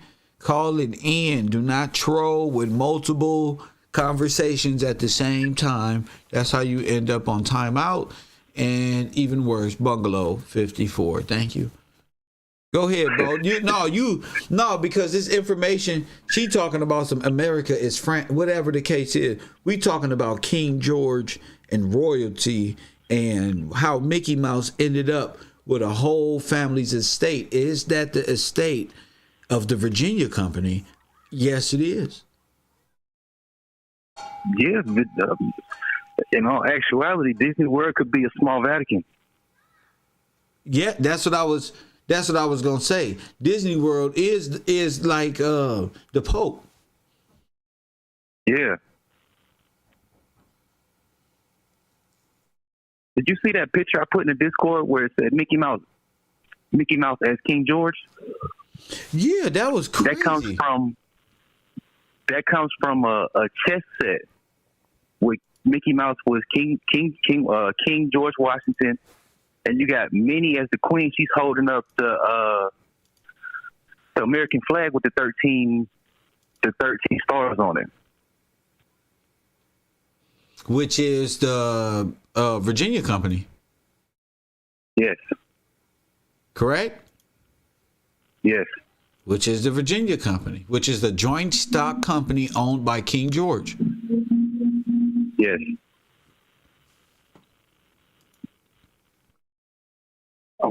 So the Nazis just stole everything and wrote themselves into history by taking names of separate parts of the family, knocking off the head of state, chopping off the head, taking names of whoever was next in line of succession, and inserting their own amendments into the standing government, into the rule of law, thus giving access, nationalizing them, because they would be the Native American, according to them, because they're Aryan. Yes. That's how they feel they have the right to the gold. Because they were next in line of succession. Got you. Damn. Yes, sir. So they just been money laundering and not paying their taxes. Yes. And just turned it. Companies falling, they ripping people off. They've been doing that since the creation. They're playing church and state. Huh? They're playing church and state. They playing church and state at the bank. So if the Vatican is over Switzerland, if they're aligned together, they're washing their money through the church like a bishop would. Not washing it like a bishop, but they're recycling the money like a bishop would. And they're not paying the taxes because the church is what's it, 501(c)(3). Non-exempt. They're exempt. Yes. Oh, wow. Yes, sir. Incredible. That's how they're doing it. That's how they're doing it. And it's all King George's, and it's all the emancipated people of the Americas, as you call it right now. But it's all illegal because it's still in effect. Again, we're dealing with a will. Right. So the real heirs have to figure out the puzzle so they can redeem what's theirs, because the heirs that stand right now are imposters. Of course. And they're illegal, and they don't exist, and they're... I'm like, some things you just gotta laugh at. They don't exist. There's no way Mickey can own anything in America. Correct. It's illegal. Whoever made this shit up should stand trial immediately. Who's upholding a false Mickey Mouse government? Go ahead. Right. So they placed themselves as the sovereign and made the American Negro into a refugee, which would make him an alien in his own country. Yes. So with them being an alien, they have a lien on them. Yes. They placed a lien on the American Negro. That's why you have to pay taxes. But you can't pay off your debt with fiat currency. You absolutely with McDonald bucks and Happy Meal money and cryptocurrency, you never pay off your debt. Exactly. The debt has to be paid in gold, which they have all of it. They took it. They robbed you of the gold. So you'll never get out because they put you in a position that you can never get out, and you must be redeemed. Right, because in all actuality, the debt is theirs. It's not yours. And they made you the debt holder because they used you as collateral, and you didn't sign for that. You had no idea, right? Right. Because remember, they ran off. They ran off before they paid they finished their indenture status. Incredible. They ran off on it and emancipated themselves. So the debt still stand. They had to displace the debt some type of way, though, for the company to keep running. So they just placed it on you. And made you an indentured servant. And you can't buy your way out of debt bondage. It's impossible. Not with company money. Not with company money. That's our fucking Chuck E. Cheese coins you got. Right. They supposed to be spending that, not you. Not you, sir. You supposed to have greenbacks. No, your money supposed to be backed by gold. Yes. You don't got it. You don't got it. You can't afford Mac makeup. Guess what? You don't got no money. If you can't buy no Jordans, you ain't got no money. You can't buy that. You will have to live righteously and right. You won't be out here getting $10,000 PPP loans under King George. That's for sure. Right, because you don't have the title to these things. You're not the title holder if you go into debt for these things. You keep signing it back over to the company. That's why people can hand me down Section 8.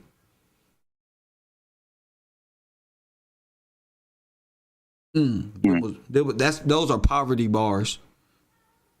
Yeah. They can pass that shit down. They don't care. Long as you don't get emancipated and you don't recognize yourself, you don't recognize the king, you don't recognize you sovereign, these bankers will play this game and use you and your kids as collateral for monopoly bucks. You up here living in a world where you stressing over interest rate. This is why your forefathers said don't go into bondage. That's taxes. When you owe taxes to a foreign nation and you enter that bondage, there's no way out. That's the devil. That's Disney. That's Walt Disney. Go ahead, King. So with the printing of more fiat currency, it just puts you further and further into the hole. That's the printing press. That's what they need the printing press for. Go ahead. Oh, snap. So it wasn't about books. It's not books. They was cooking the books. It is about books. Print that money. Oh, you think it's regular books? No, print that money, bro. So when King James translated the Bible, he translated it into a form that they didn't understand. There you go. That's why nobody can read it but the heirs. There you go, son. Say it one more time. Say it one more time while these people talking about they're going to pray for me and white Jesus is the Jesus and this one is what's the movie? Messiah on Netflix, some Arab guy. But say it again. Say it loud and clear for everybody inside of the network can hear you. Go ahead. King James translated the Bible to English, so only the heirs could read it.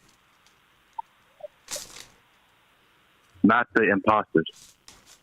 So they virtually are sealed to the knowledge it contains. Correct. Because they don't know slang, they don't know urban speech, they don't know how parables, they don't know prophecy, they don't know what none of it is.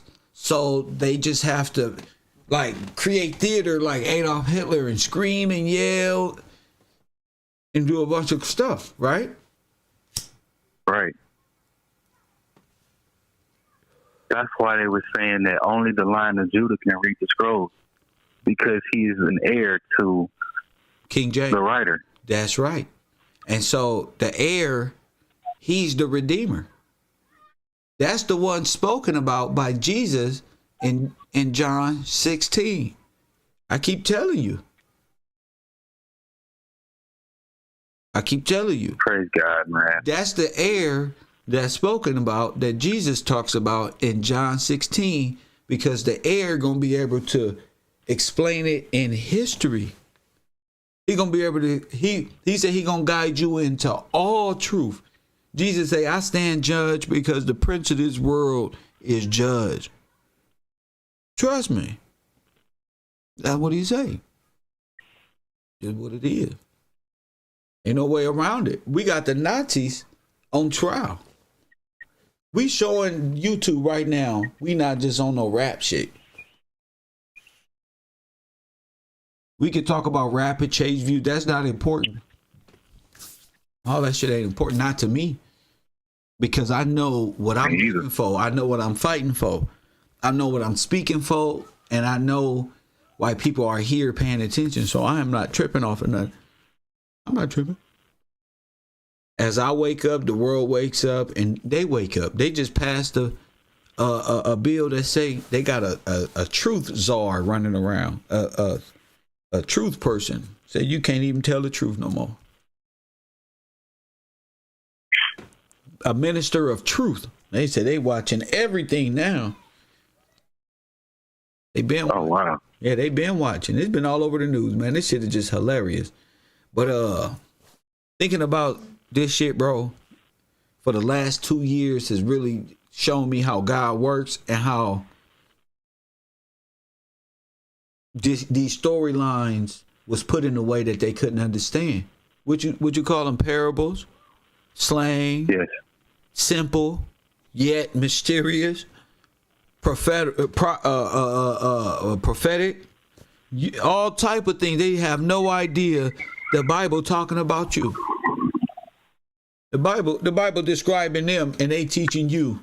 That's why I trip out when they say, Kev, King James is a white man, and he wrote the Bible for and the white people. I said, why would? How do you know that? First of all, how do you know King James is a white man, a European per se? You know, and all of these things. I'm realizing people just don't know nothing. Why not just teach them? Because his God is Q. His God is Q. His God is Q. You absolutely. Man, that's powerful, man. McDonald's, Mickey Mouse.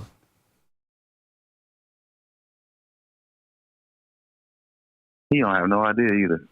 Nope. He's not supposed to. He's supposed to just sit there. It ain't for him. Yeah, it's for him. It's for him because he one of them Mason brothers, one of them North Africans. He one of them people, the Moorish brothers. So he know.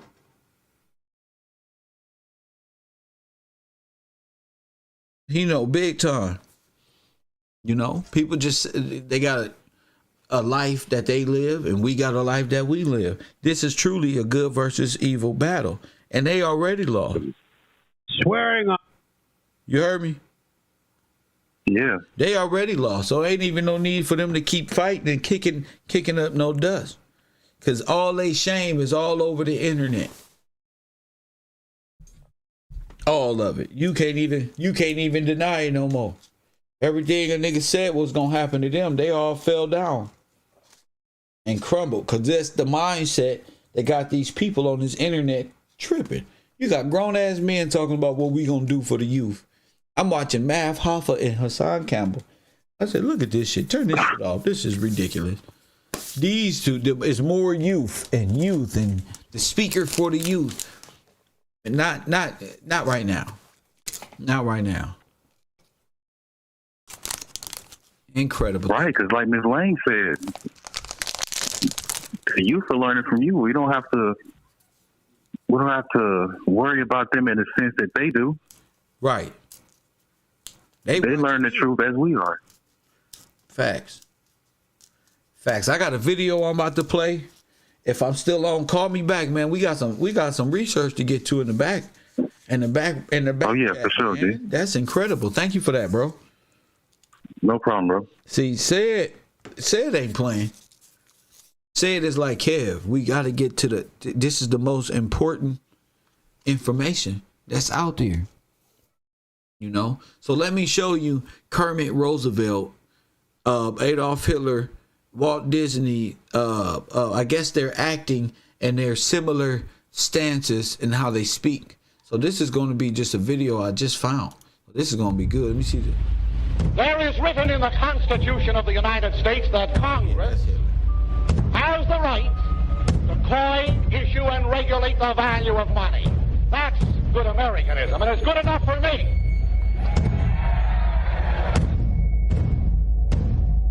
This guy got that work. Every politician today in the Democratic or Republican ranks who sits upon one of the thrones of the mighty doesn't believe in that part of the Constitution. They don't want to believe in that part of the Constitution. They believe that the Federal Reserve Bank... Somebody said, like, Shell represent the crown. Yes, the Shell company represents the crown, a stolen crown. I always said the company ain't the problem. It's a stolen company. You damn right. The company represents the crown. Press one. You better be in church too if you work. You better be in church too. The company represents the crown. Hey, everybody work and make the dream work. It happened. That's the American way. You got to have a job to live here. That's what Day said. Press one. Has the right to coin and regulate the value of money. They're not even Americans. These so-called Democrats and Republicans. Press one. He talking about himself, and they not even Americans. Press one. Press one. Hitler over there telling the truth. These motherfuckers ain't even American. They don't want to believe in that part of the Constitution. They believe that the Federal Reserve Bank has the right to coin and regulate the value of money. They're not even Americans, these so-called Democrats and Republicans.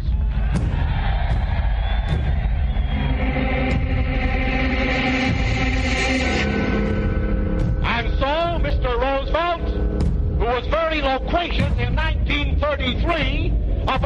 driving the money changers out of the temple is now bent upon another policy. I think driving the workmen out of decent annual wages. I come before you today. I wish to leave this thought with you. That in each congressional district here in Illinois, we will endorse a candidate who can rise above his party and puts patriotism first. Oh my goodness.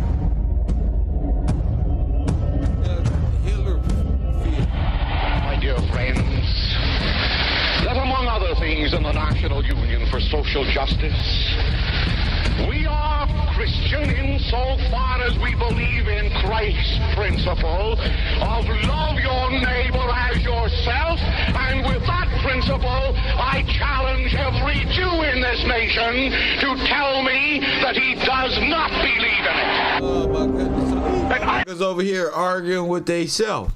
Press 1. Stolzen Waffenträger unseres Volkes, den ich bin, der traditionsgefestigte politische Führung der Partei treten, und dann werden diese beiden Einrichtungen gemeinsam den deutschen Menschen erziehen und festigen und auf ihren Schultern tragen, den deutschen Staat, das Deutsche Reich.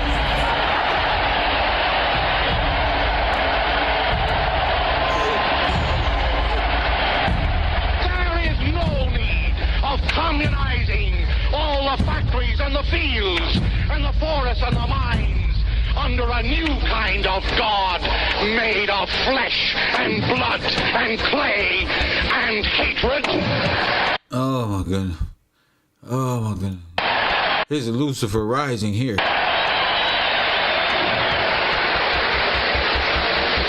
It's the wizard, huh? This nigga got all type of identities. When men become so prideful that they believe their destiny is to rewrite the eternal law of God, it's time for their fellow citizens to rise up in their wrath and through the agency of ballots and not bullets to relegate them to the pages of the past.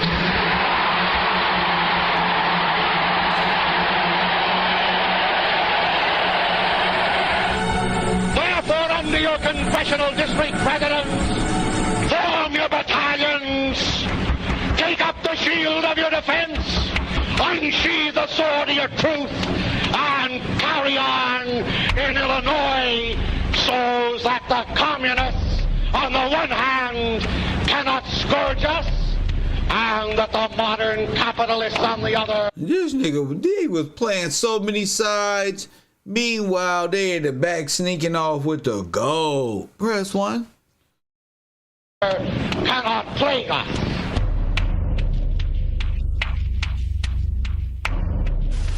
That was Father Coughlin. He was a radio announcer back in the 1930s, probably the most popular radio broadcaster in history. At any particular time, he could be speaking to at least 1/3 of the entire population of the country. So his voice was heard by many. Only the white. Now remember him. The population, them was the white people. Because we'll come back to him in a moment after we begin with this first ear analysis. First thing we've done is we've drawn a marker over the ear. Now we've also marked off the areas on the ear where that ear intersects with that marker. Unknown color. Now remember, we're working with old black and white photography,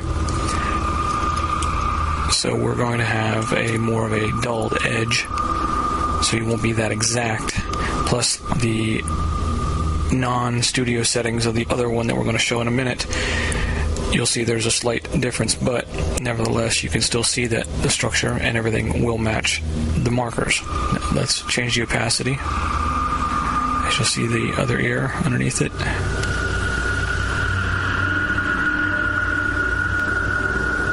Become visible. You'll notice we're right on with the markings. This ear is a match. Now it's fortunate that we have good samples like this where they're in pretty much the same position and the camera point of view is pretty much the same. So who did these ears belong to? Well, we've discussed this person before in another video of mine, and people are having a hard time understanding how this could be. But in this video, we're going to take it a step further, and we're going to find out exactly who this person really is. You're going to be shocked. I guarantee it. So as you can see, they match. Not only do the ears match, but we have the teeth matching, and everything else matches. Now, you can argue if you want, but there is more evidence that has been kept from us that I'm about to show you that will make this absolutely 100% undeniable, as we're going to find out exactly who Hitler really is.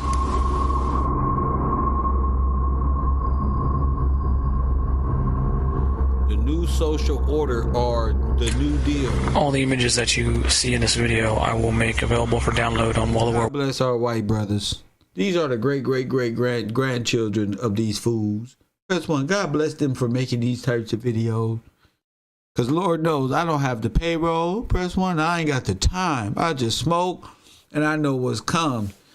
And since y'all ain't gonna understand him, if he was to tell y'all this shit 10 years ago, y'all be like, the fuck am I watching? Cuz I'm a Democrat. I got shit to do. But because Kev Gill have taught you simplified format, now you can watch this shit and be like, this a bitch? That's the point. Ain't this a bitch? I'm trying to get you to that point. Then what's the truth? The truth is God was right. That's the truth. Press one. God was right. A living will and testament, I tell you. That God was right. We kicking their ass all over the internet, all over the earth. I told you. My foundation's solid, bro. That's my whole point. Is to say God has been with us. We already walked through hell. Press one. Trust me. When they talk about the three witnesses in the furnace, and they was like, that's because these niggas was throwing people in the Holocaust. That's what they called the Holocaust.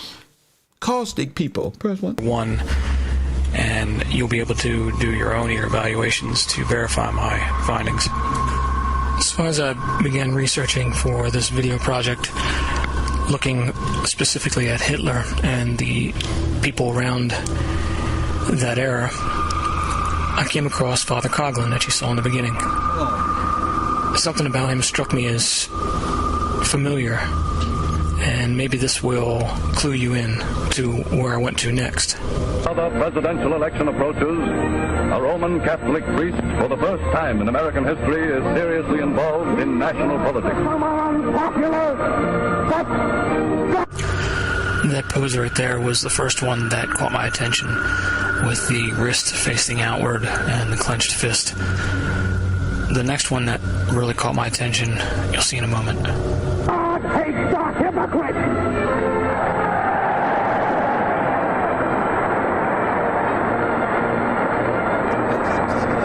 They the same people, the Nazis and the Democrats and the Republicans. All these people are the same. Roles being played. I don't know. Regis, I said this before. Regis Feldman can be Donald Trump. They look just alike. Regis, you put a little weight on Regis, boy, he know how to make it lovable.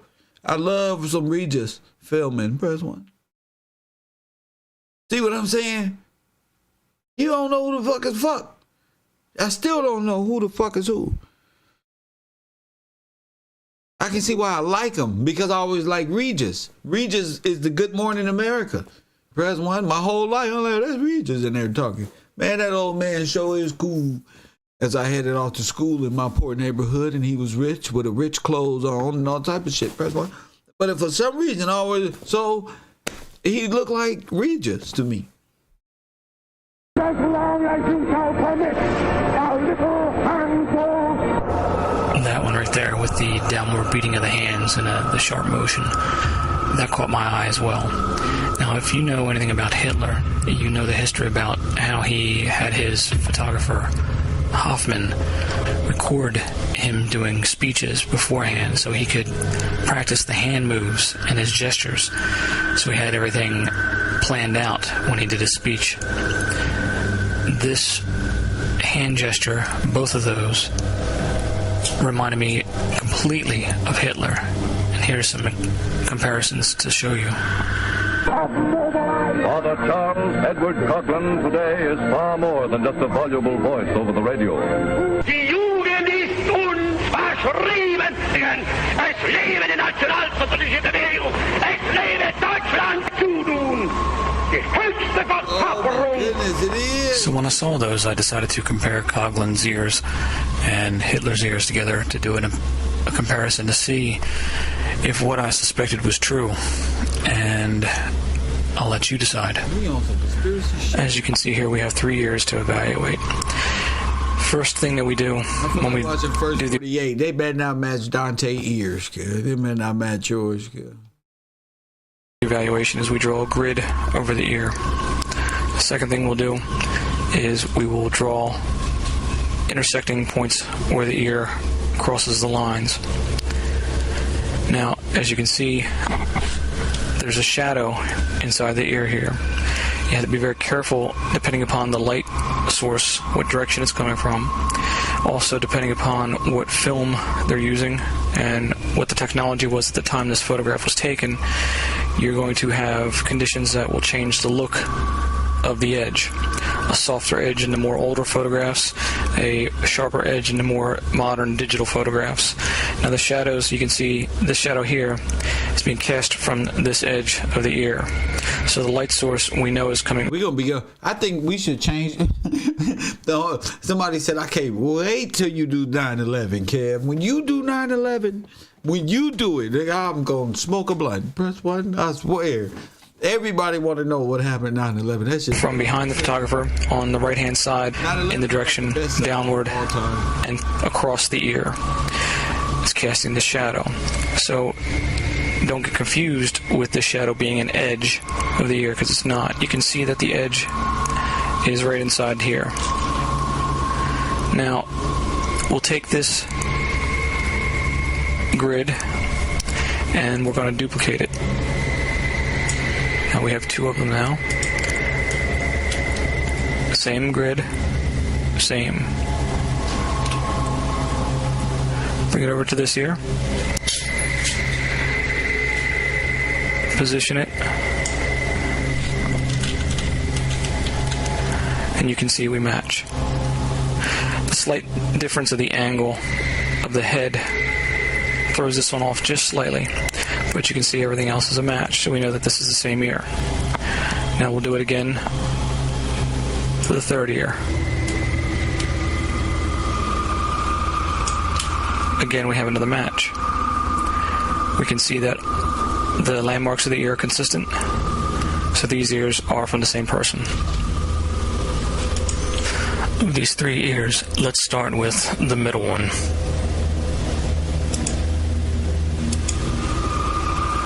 That ear belongs to Father Coughlin. Now, the 2nd ear belongs to Hitler. The 3rd ear belongs to Kermit Roosevelt. Now, just wait. It gets a whole lot better than just that. Remember Kermit, because we're going to come back to him in a moment. But first I wanted to explain Kermit one of the photographs. The guy who plays the first Roosevelt before the New Deal. What's his name? Theodore Roosevelt? Not Franklin D. Roosevelt. Theodore Roosevelt. Let me look up. Kermit looked just like his ass. Theodore Roosevelt. Bingo. That's Kermit bitch ass. Press 1. That's Kermit bitch ass right there. Theodore Roosevelt. Kermit. See, that's why the war, they had to explain that missing gold, bruh. That I just used. The photograph of Father Coughlin. They signed that shit right off. In the examination here, we flipped it. So the ear that you saw was not the right ear for the photograph because you don't have the same ear on both sides. But what you do have are the landmarks of the ears stay the same, and the landmarks are the genetic markers that make up your ear. They will stay consistent throughout, so you can see the genetic traits passed down from individual father, son, or mother, daughter, and you can follow that trait. They stay with the bloodline. They change slightly, but the markers will still be there. So this is why we can see that the soft tissue area of the lobe has a small crease in it in Kermit's ear, but not in Father Coughlin's, because it's on the other side of his head. We can also see the lack of crease in the Hitler photograph because of the fact that that type of film used does not show the type of detail that was used in the film on Kermit. As we can see here, further evidence that Kermit Roosevelt was Hitler and Walt Disney, along with Father Coughlin. Check this out. Check this out. I got to show this. I mean, Kermit ass look like this guy right here. Look.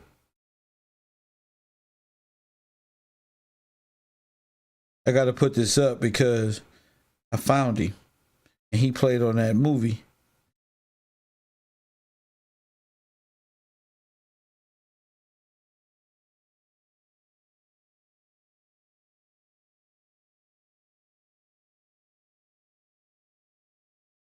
And I was like, damn, man, these motherfuckers look so.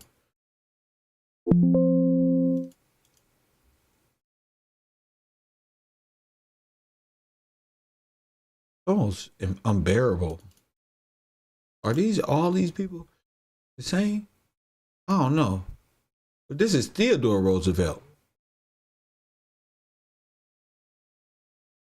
And I said, what the fuck? He was playing all these people. He was playing everybody. He was playing everybody. Coffee and Kush TV on the air. This Taki Taylor calling back from Elvis. And I just wanted to make a connection with Hitler and the Nazis from Germany. And I was looking, man. It's crazy how Dirk was from Germany, and he was drafted to the Maverick.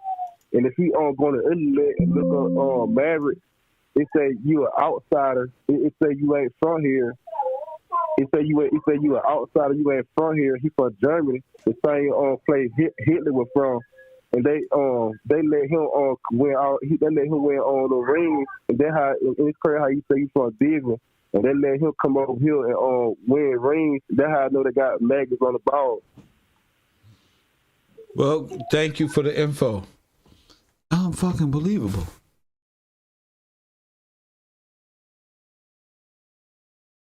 Look like the preacher, huh? That look like the dude who was just running wild with the flop over here. Press one. That looked like him.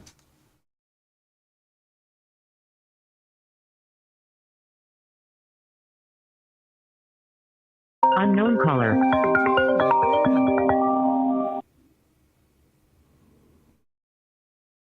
I'm like, damn. You on the air? What up? Hey, this is Jordan. Just want to add in Die Hard, when the German came to America and stole all the gold, he played like 5 characters. He played the guy with the demolition crew. He played a banker. He came in and played an American. So he played all these different roles. The German came to America and assumed like 5 different identities in order to steal the gold under a military psychological operation. Unfucking believable. So I mean, they showing you the plan in different movies. They showing you the get down. You know, come here. Wow. You can be a white German guy can blend into all the different types of the white American identities, and everybody will be looking at all these different smoke and mirrors, rather than all of them being in collusion and with propaganda. Well, with a lot of makeup and prosthetic wear, and you can do any damn thing. Yeah, doing some Mission Impossible. Yeah, real Mission Impossible. How to steal America's gold out the vault? Well, there it is. Thank you for the call, champion. Yes, sir. So we're looking at, I don't want to put too much on the people who can change identities. Press 1. Change identities. The question is, how did King George's gold and his company and his nation end up under Nazi-controlled Disney? Press 1. The propagandist machine, and how does that relate to you? It's very important that people pay attention. Shout out to the people who's been contributing to the program via Cash App. My cash tag is Gills Gang Shoe 87, just for the tuition, Kev. Shout out to you, Shoe. Drippy, my man. Swish early this morning. Brian King, my man. 8:30 a.m. What the hell are you doing up? Shirley, shout out to you. Unknown caller. We're gonna keep it moving. Press 1. 443. You're on the air. What up? What's up, Mr. Gill, Professor Gill and Claude? What up? Good afternoon. I was thinking about all these personalities, right? You know what popped in my mind? Eddie Murphy. You said what? Eddie Murphy. Eddie Murphy, Coming to America. He played a lot of guys. Him and Arsenio Hall. And there's a lot of symbolic in that movie. That just popped in my head. Eddie Murphy, he did a lot of characters, movie characters, I think, pertaining to what they done. And I just wanted to add that in there. I think old boy just brought up the most perfect example of Die Hard, of the Russian German doing what he did, playing multiple characters to steal the gold. I think that's the perfect example. So shout out to you, but we got that already. Thank you. It might be that time. I'm gonna finish this up. See, the glabella, the part between the eyebrows, is consistent. Of course, we have the eyebrows. They are consistent as well. We can see the shape of the ear is consistent. This one's being pushed out by the glasses, but we can still see it's very consistent. The philtrum underneath the nose, the evidence is quite clear. I wanted to put together this brief video to review the find that I made on Hitler's house. Yeah, see, this guy here is ruthless with it. I gotta give him that. He's ruthless with it. See, I was over here looking up all types of things. I also wanted to show y'all a small 30-minute movie, of course. Shout out to the people who contribute to the show. This movie is about Freedom Land, USA. Press 1.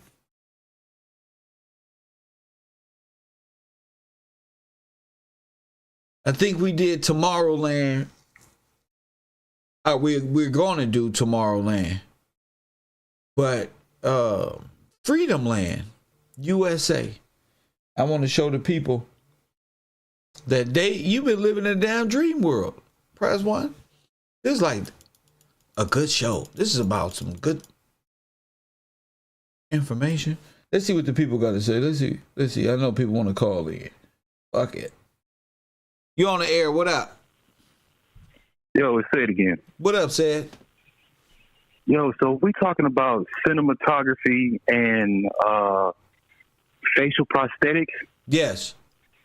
Have you seen that new thing that people are doing on Instagram where they're taking one side of the face and mirroring it, and it shows you how you look different if you mirror both sides of your face differently? So they take one, like the left half of your face, and mirror it over to the right side, and it creates a whole different face.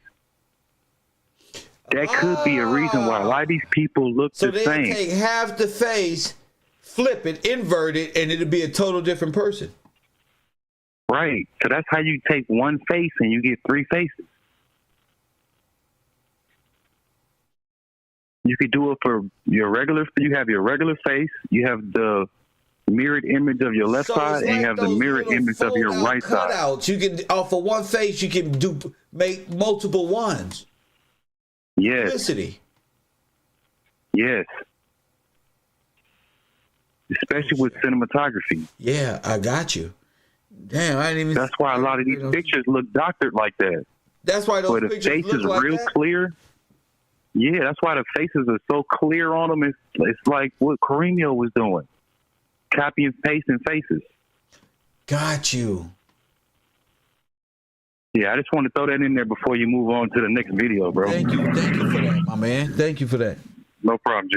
That's what I love right there. Yeah, that makes sense.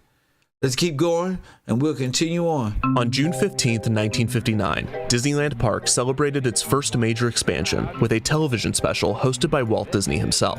The star-studded event was billed as the second opening of Disneyland, a true spectacle. Among its viewers were 4 men, huddled in a small motel room in Wakefield, Massachusetts. They were as impressed as they were disappointed. All of them had been at the park 4 years prior for its grand opening. All of them had played a major role in the park's development, and all 4 were now on the other side of the country, pulling 14-hour days on their own theme park project that would be less impressive and visited by less people.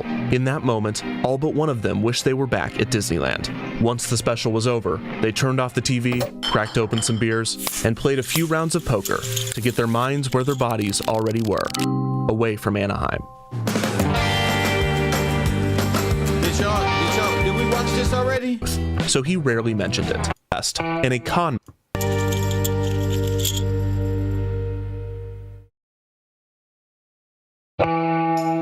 C.V. Wood was a hustler at best and a con man at worst.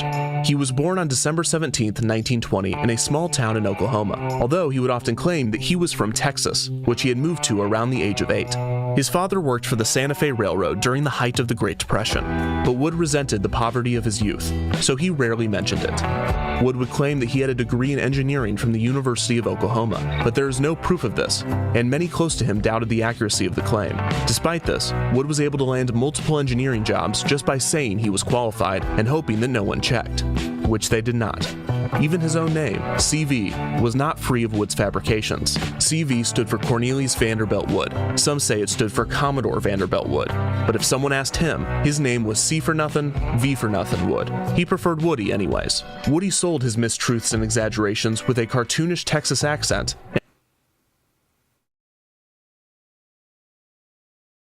Not like this. Not like this.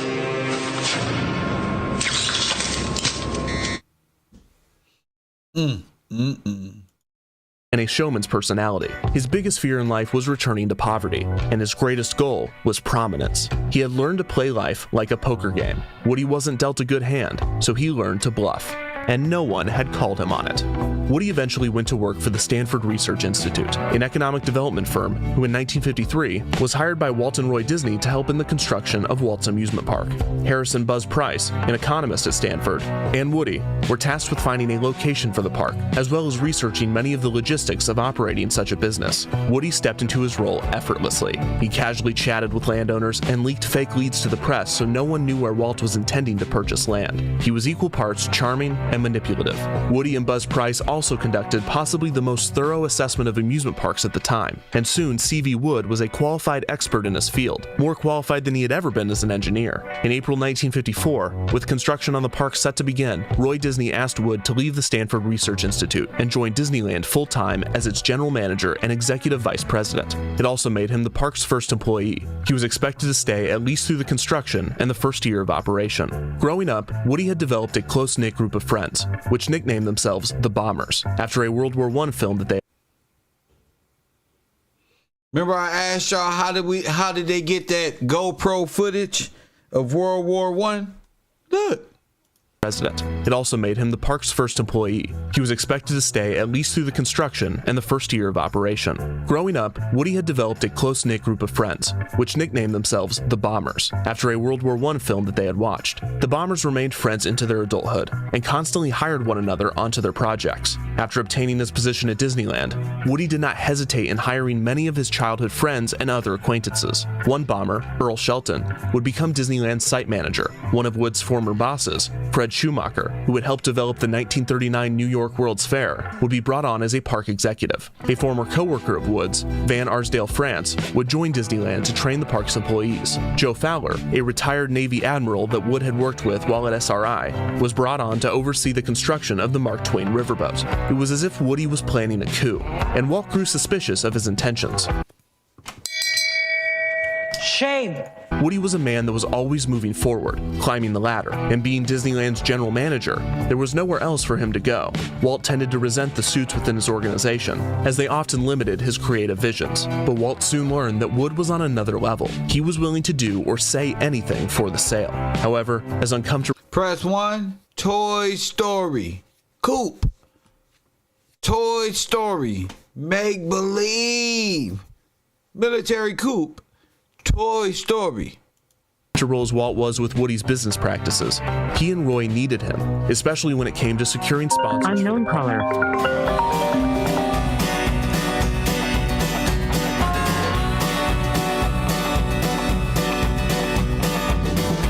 As construction continued, tensions between Walt and Woody rose through a series of incidents. Wood was frustrated by Walt's attention to detail with the park, believing that it was unnecessary. At one point, Wood approached Walt about a raise in the throes of construction. Walt turned him down. Disneyland was running out of funds quickly, and Walt was offended by Wood's audacity.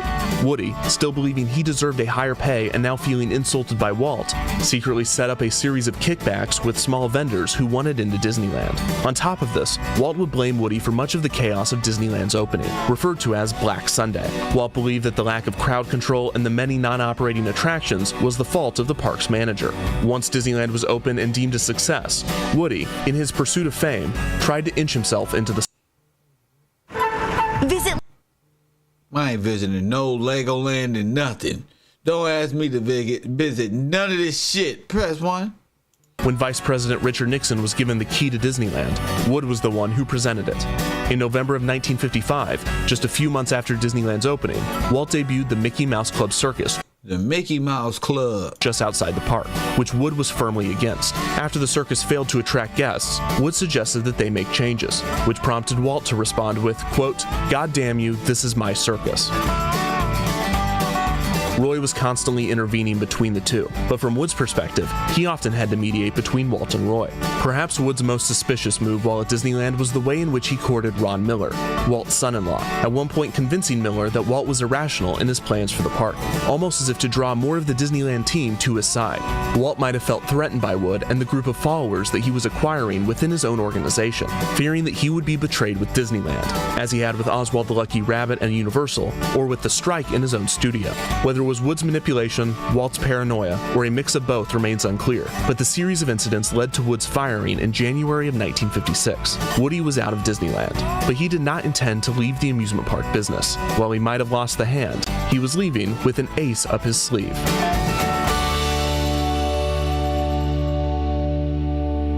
After his departure from Disney, Wood would form Marco Engineering Incorporated to build other theme parks throughout the United States.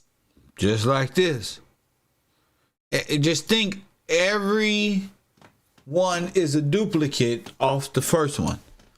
So this is how you do it. The design firm was ingenious, as many wealthy entrepreneurs and real estate investors were striving to copy Disneyland's success. Wood used his time at Disneyland as his main selling point, and recruited many Disneyland employees away from Walt and to Marco. The firm's first major project came in 1957, with a park to be named Magic Mountain in Golden, Colorado.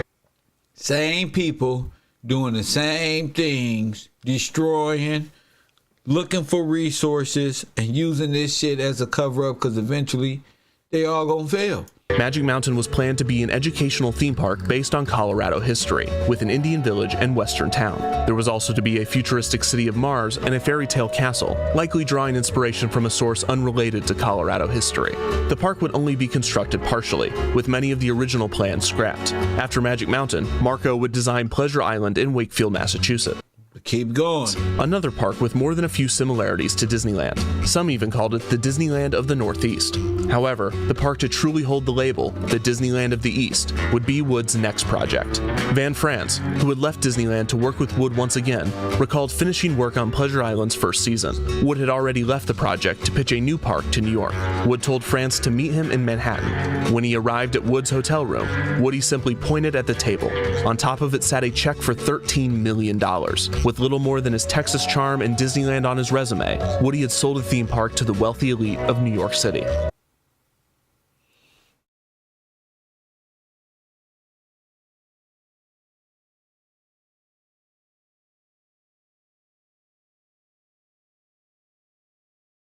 Not like this. Not like this.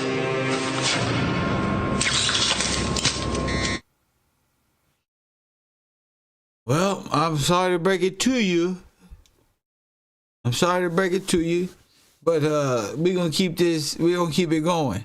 The park was to be named Freedomland USA. The goal of the park was to, quote, tell the whole American story in one vast area shaped like our country's map and segmented into states.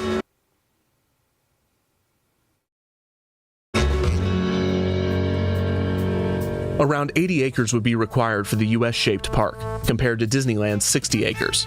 Knowing that finding that much land in the densely populated New York City would be difficult, Wood pitched the project to Webb & Knapp, a real estate firm run by famous developer William Zeckendorf, who had invested in Magic Mountain and Pleasure Island. Zeckendorf was a titan, overseeing the largest real estate empire at the time, but even he was not immune to Wood's charm. Impressively, Webb & Knapp owned an empty plot of land big enough to hold the park and then some, 205 acres of marshland in the Bronx, along the bank of the Hutchinson River. The land not used for the park would contain a parking lot for 7,200 cars and the Freedomland Inn, the park's hotel. Zeckendorf agreed to lease the swampy plot in the Bronx for Wood's Park, and Freedomland, another swamp, had secured its land. Wood recruited investors to the project, including many of those that had invested in Pleasure Island. These investors formed a company called the International Recreation Corporation, or IRC, which would act as Freedomland's parent company.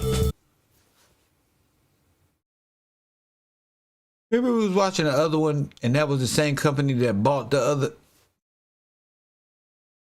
Wood's Park would cost $65 million, compared to Disneyland's $17 million. This was in part because the land was expensive to lease, and because construction was more expensive in New York City. But Wood's ambitions for the park, which he saw as being a bigger, better Disneyland, also inflated the price. The $65 million figure was also likely an exaggeration for the purpose of promotion. The park was designed to entertain 90,000 visitors on peak days, and 5 million guests per year were projected. The park planned to hold a groundbreaking ceremony on July 4th, 1959. But it was delayed until August 26th. In September, 4th of July, it was announced that Fred Schumacher, who Woody had brought on Your Freedom was declared on as an executive at Disneyland, would serve as Freedomland's vice president and general manager, the same roles Woody had held at Disneyland. Other Disney people included Cliff Walker, the lead designer on the Jungle Cruise, who would be the director of operations at Freedomland. Earl Shelton, Woody's childhood friend and Disneyland site manager, would be an executive at Freedomland. Van France would continue with macro engineering, training Freedomland's employees as he had done at Disneyland. And these were just a few of the many Disneyland employees that would contribute to Freedomland. By the time the park was under construction, plans for the 1964 New York World's Fair had been unveiled. The fair Look at this. became a goal line for the park.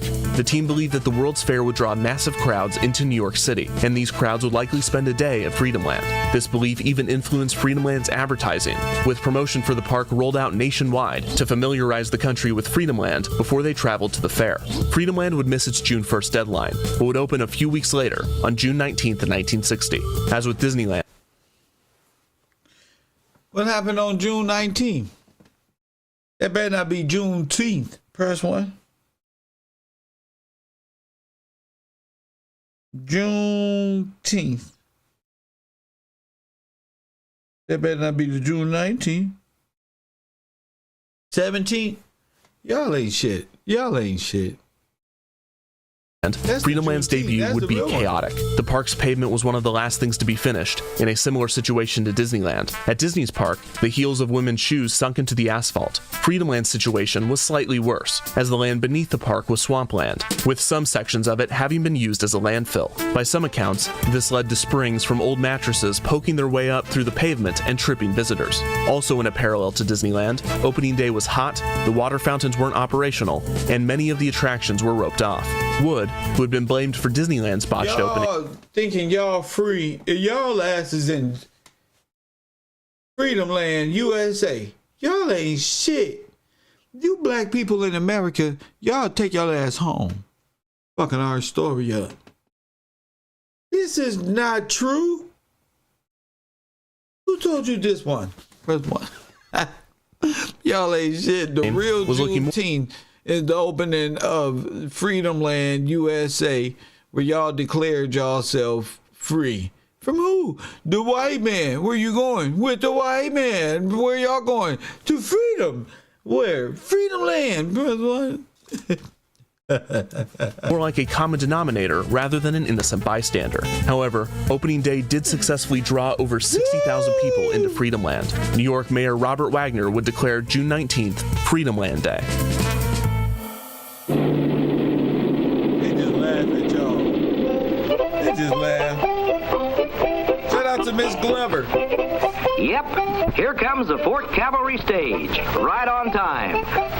Now, this may be Indian territory, and it may look like the Old West, but the time is today, and the place is Freedomland, a big entertainment park in the Bronx, in the state of New York, just half an hour by subway from Times Square in New York City.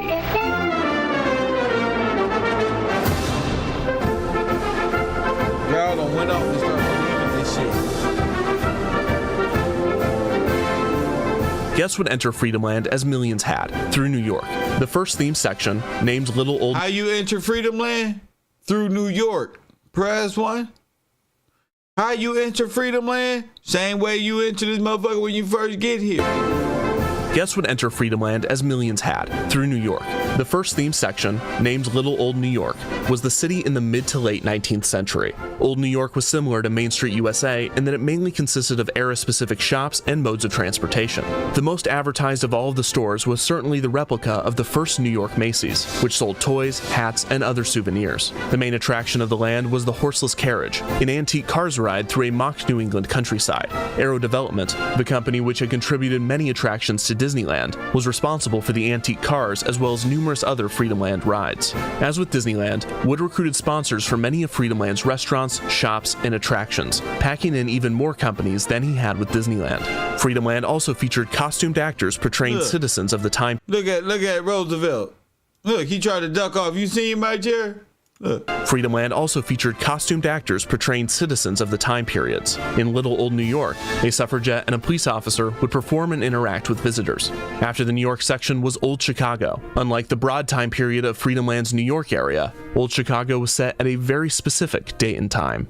In October of 1871, the Great Chicago Fire killed around 300 people and did unfathomable damage to the city. After the fire, a reporter for the Chicago Republican newspaper claimed that the fire was started in the barn of Irish immigrant Catherine O'Leary while she was milking her cow. He claimed that the cow kicked over a lantern, which started the fire, a story that was soon published throughout the country, being accepted far and wide as the reason for the destruction, fueled by anti-poverty, anti-Irish, and anti-Catholic sentiments. 40 years later, the reporter admitted that he and 2 of his co-workers had made the story up. It's up for debate which is more embarrassing, that these people would ruin the reputation and life of an innocent woman to sell a few papers, or that it took 3 people to fabricate a story in which a cow kicks over a lantern. No matter, O'Leary, who reportedly, quote, died heartbroken in 1895, and the cow, who died likely oblivious at an unreported date, were cleared of all guilt. But that did not stop Freedomland USA, a park boasted as, quote, authentic in every detail, for continuing to point the finger at O'Leary. In fact, visitors to Freedomland could literally point at O'Leary and her cow, as they were featured in the Old Chicago area as walk-around characters. The Chicago Fire itself was also recreated. The brochure stated, quote, "The Great Chicago Fire was a disaster. Today, it's spectacular entertainment." Fire! Look at at that. Once every 20 minutes, a controlled fire was started on a group of buildings, and a hand-pumped fire engine was rolled out. Children were encouraged to help pump the water to put out the flames. Also in Old Chicago was the Great Lakes, a man-made waterway in which a sternwheeler and a tugboat took guests on a scenic tour, with bands on board to lead them in song. There was also a station for the park's railroad, the Santa Fe Railroad, based on the real-life railway that Wood's father had worked on. After Old Chicago was the Great Plains, set between 1803 and 1900. This area featured Fort Calvary, a log stockade straight from the, quote, Indian fightin' days. Inside, guests could learn to square dance and lasso, while also seeing bandits get caught, charged, and even attend their funeral after they were hung. An Indian village originally located in Old Chicago was eventually moved to this area as well. The major attraction of the land was the stagecoach, which gave guests a tour of the plains and even crossed a river. After the Great Plains was San Francisco, also set in a specific year, 1906, the year of the Great Earthquake. In another disaster-turned-spectacle, the main attraction of the area would be Earthquake, a dark ride that took guests through the streets of San Francisco during the earthquake that killed over 3,000 people. Buildings crumbled, houses slid, and fires broke out as the dark ride progressed. San Francisco also had a stop for the Santa Fe Railroad. The other main attraction of the area was the Northwest Fur Trapper, Freedomland's Jungle Cruise equivalent, which took guests on a fur trapping journey along the Pacific Northwest, where they would have to avoid collapsing bridges, cougar attacks, and, quote, an ambush by totem pole Indians. By this point in the guests' Freedomland journey, some might have noticed a slight bias in the park's storytelling. While the Indian village would feature members of the Penobscot tribe as actors, the Northwest Fur Trapper ride, Fort Calvary, and the stagecoach ride would refer to or depict indigenous people as aggressors, while depicting the pioneers as rugged heroes. This Western aesthetic was popularized decades prior by Buffalo Bill Cody. Now, we already saw this, but you see, the wagon wheel is big when talking about these things. Wild West show, and Freedomland would feature an actress portraying Annie Oakley, Buffalo Bill's famous sharpshooter. Freedomland marketed itself as edutainment, but in reality, its focus was unbridled patriotism, far more than even Disneyland presented. Freedomland was the bedroom where Uncle Sam and Lady Liberty made Yankee Doodle Dandy. It was the idea of the USA brought to life. Nowhere was this more evident than in the park's mascot, the fictional Johnny Freedom, said to be a, quote, representative of the American spirit of hard work and ingenuity. Now, what color is Johnny Freedom? Do Johnny Freedom represent anything other than what Hitler was talking about? This is what the fuck Hitler was talking about. Johnny Freedom, punk ass. He wanted Johnny Freedom as the mascot. That's what Hitler wanted, and he got it. Representative of the American spirit of hard work and ingenuity. You gotta stay on it. You gotta stay on it. My lunch almost here.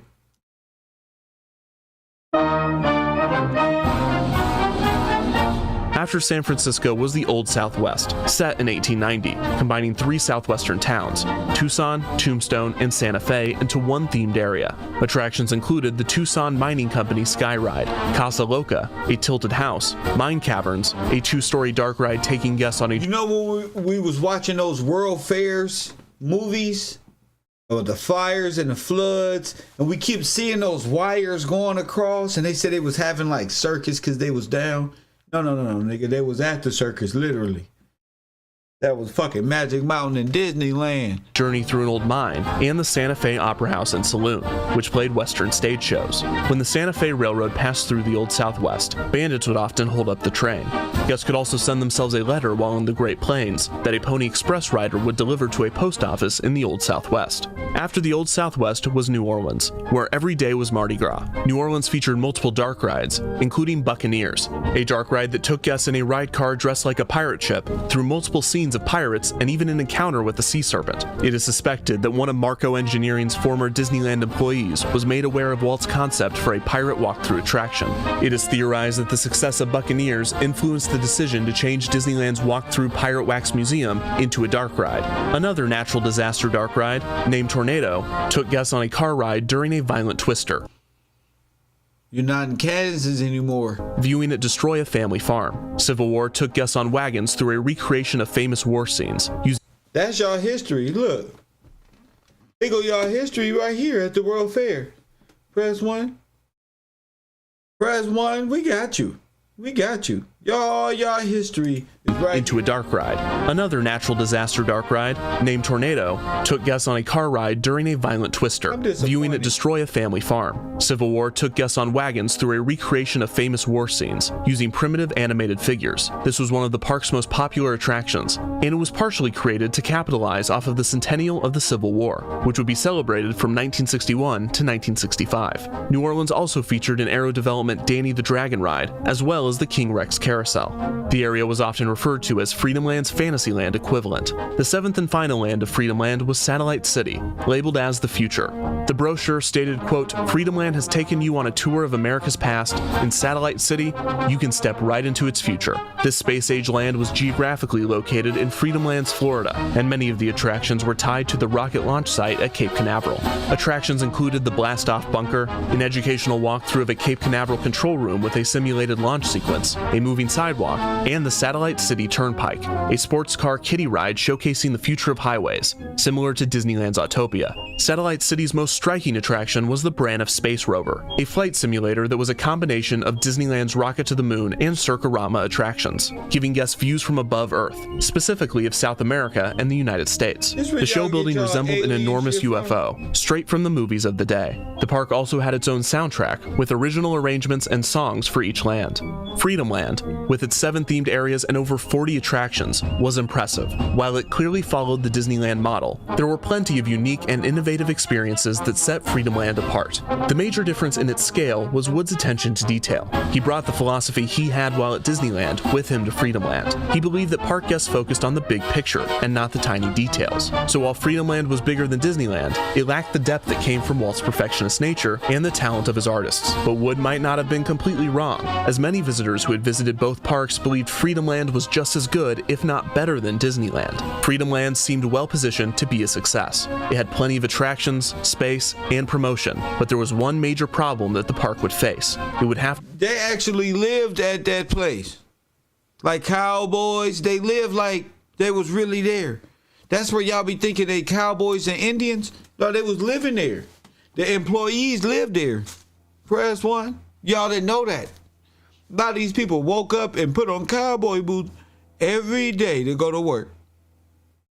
to operate seasonally. Due to New York's climate and leisure habits, it was decided to operate Freedomland from June to October every year. This meant that in order to break even, Freedomland would need to attract 2 million visitors in its first season, although the team was aiming for 4.5 million. This was going to be difficult. Many, including Walt Disney himself, were not sure that East Coast audiences would be as receptive to Disneyland-type parks as the West Coast had been. It was a gamble, perhaps Wood's greatest yet, but if it were to fail, the main burden would fall to his investors. For now, though, Freedomland's future was bright. A few widely published incidents would occur in the first few months of operation. Just after opening, one of the stage coaches overturned when the horses were spooked by the train's whistle. 10 people, including 3 children, were injured. 2 were hospitalized. On August 27th, one more robbery than planned was performed at the park, when 3 men held up the cash control center for real. They were shortly identified after one of the robbers read in the paper that they had stole a total of $28,000 when he had only received $5,000. After doing the math, he was so angry that he turned himself and the 2 others into the police. In the last few weeks of Freedomland's first season, reports began to emerge detailing financial trouble the park was facing. Apparently, even before the park opened, Wood & Company had run out of money, offering Webb & Knapp stock in the park rather than paying their rent, which Zeckendorf agreed to. The financial issues continued as the construction costs rose, and some major investors pulled out. To supplement this, Zeckendorf increased his share. Soon, Zeckendorf was a controlling shareholder, owning 40% in IRC. Zeckendorf stepped in and began operating the park, pushing out many of Wood's men, including Fred Schumacher. In the final weeks before Freedomland closed for the season, the operating schedule was changed to weekends only, leaving many weekday guests confused when they arrived at the closed park. For a quarter, they were invited to tour the non-operating grounds. October 30th, 1960 would be the final day of Freedomland's first operating season. The park had only managed to draw 1.5 million visitors, missing the necessary amount by 500,000 and falling far short of their goal for 4.5 million. By this point, Wood and Marco had moved on to their next project, a new park named Six Flags Over Texas to open in Arlington the just keep moving. following year. This left Zeckendorf with the keys to a failing park atop his lucrative land. The only way out that he could see was to invest more into the project. 2 live entertainment venues were added, the Hollywood Arena in the San Francisco section and the Moon Bowl in Satellite City. However, the financial issues continued to pile up. Zeckendorf was already having a difficult time keeping a hold of Webb and Knapp's real estate empire, and Freedomland continued to be a money pit. Still, he hoped to turn it around. With the World's Fair just 3 seasons away, perhaps the park could turn a profit yet. Zeckendorf tried every trick that he knew, including restructuring assets between his companies to flow as much cash into Freedomland as possible.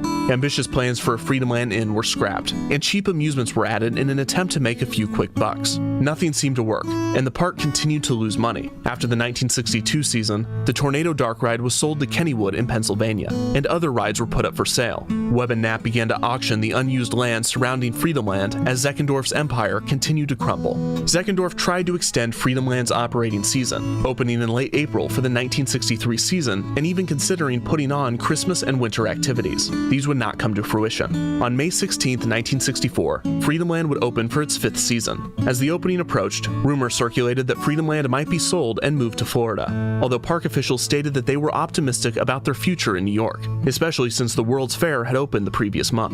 In July, it was reported that Zeckendorf and Webb and Knapp had relinquished their controlling stake in the National Development Company, which had managed the land under Freedomland, as well as selling their shares in IRC. Both companies would go to Zeckendorf's long-term collaborator and president of the National Development Company, Hyman Green. Green was certain that with both the park and the land under his control, he would be able to save Freedomland, again citing the crowds coming to the New York World's Fair. However, his confidence was misplaced. On September 13, 1964, Freedomland closed its gates for the season. The next day, it filed for bankruptcy. The park was said to have been $27 million in debt. Hyman and Zeckendorf believed that they could sell a large portion of Freedomland, downsizing the theme park from its original 85 acres to a mere 30, but this never happened. Freedomland was closed forever. Most of the park's rides would be sold and relocated to other parks around the country, most notably Earthquake and Buccaneers, which would be moved to Cedar Point in Sandusky, Ohio, the latter being renamed to Pirate Ride. Zeckendorf would admit that Freedomland had been one of Webb and Knapp's biggest failures, coming at the worst possible time for the You think he's an American? Firm. His empire, which that's all they do is travel, buy the land up, destroy the thing, and keep it going. Then they own the land, develop housing projects. Once had over $300 million in real estate, was no more, and Freedomland would forever be cited as one of the main reasons. There was one silver lining. The land under Freedomland was still valuable, and it would be sold to the United Housing Foundation, who on February 9th, 1965, would announce their plans for the world's largest housing development, to be named Co-op City. Projects. Press 1. Projects. The $300 million project would see high-rise residential buildings towering over the land on which Freedomland once stood. Co-op City still remains today, and a portion of the land is still technically zoned for amusement operations. Facts. So y'all live in amusement park areas.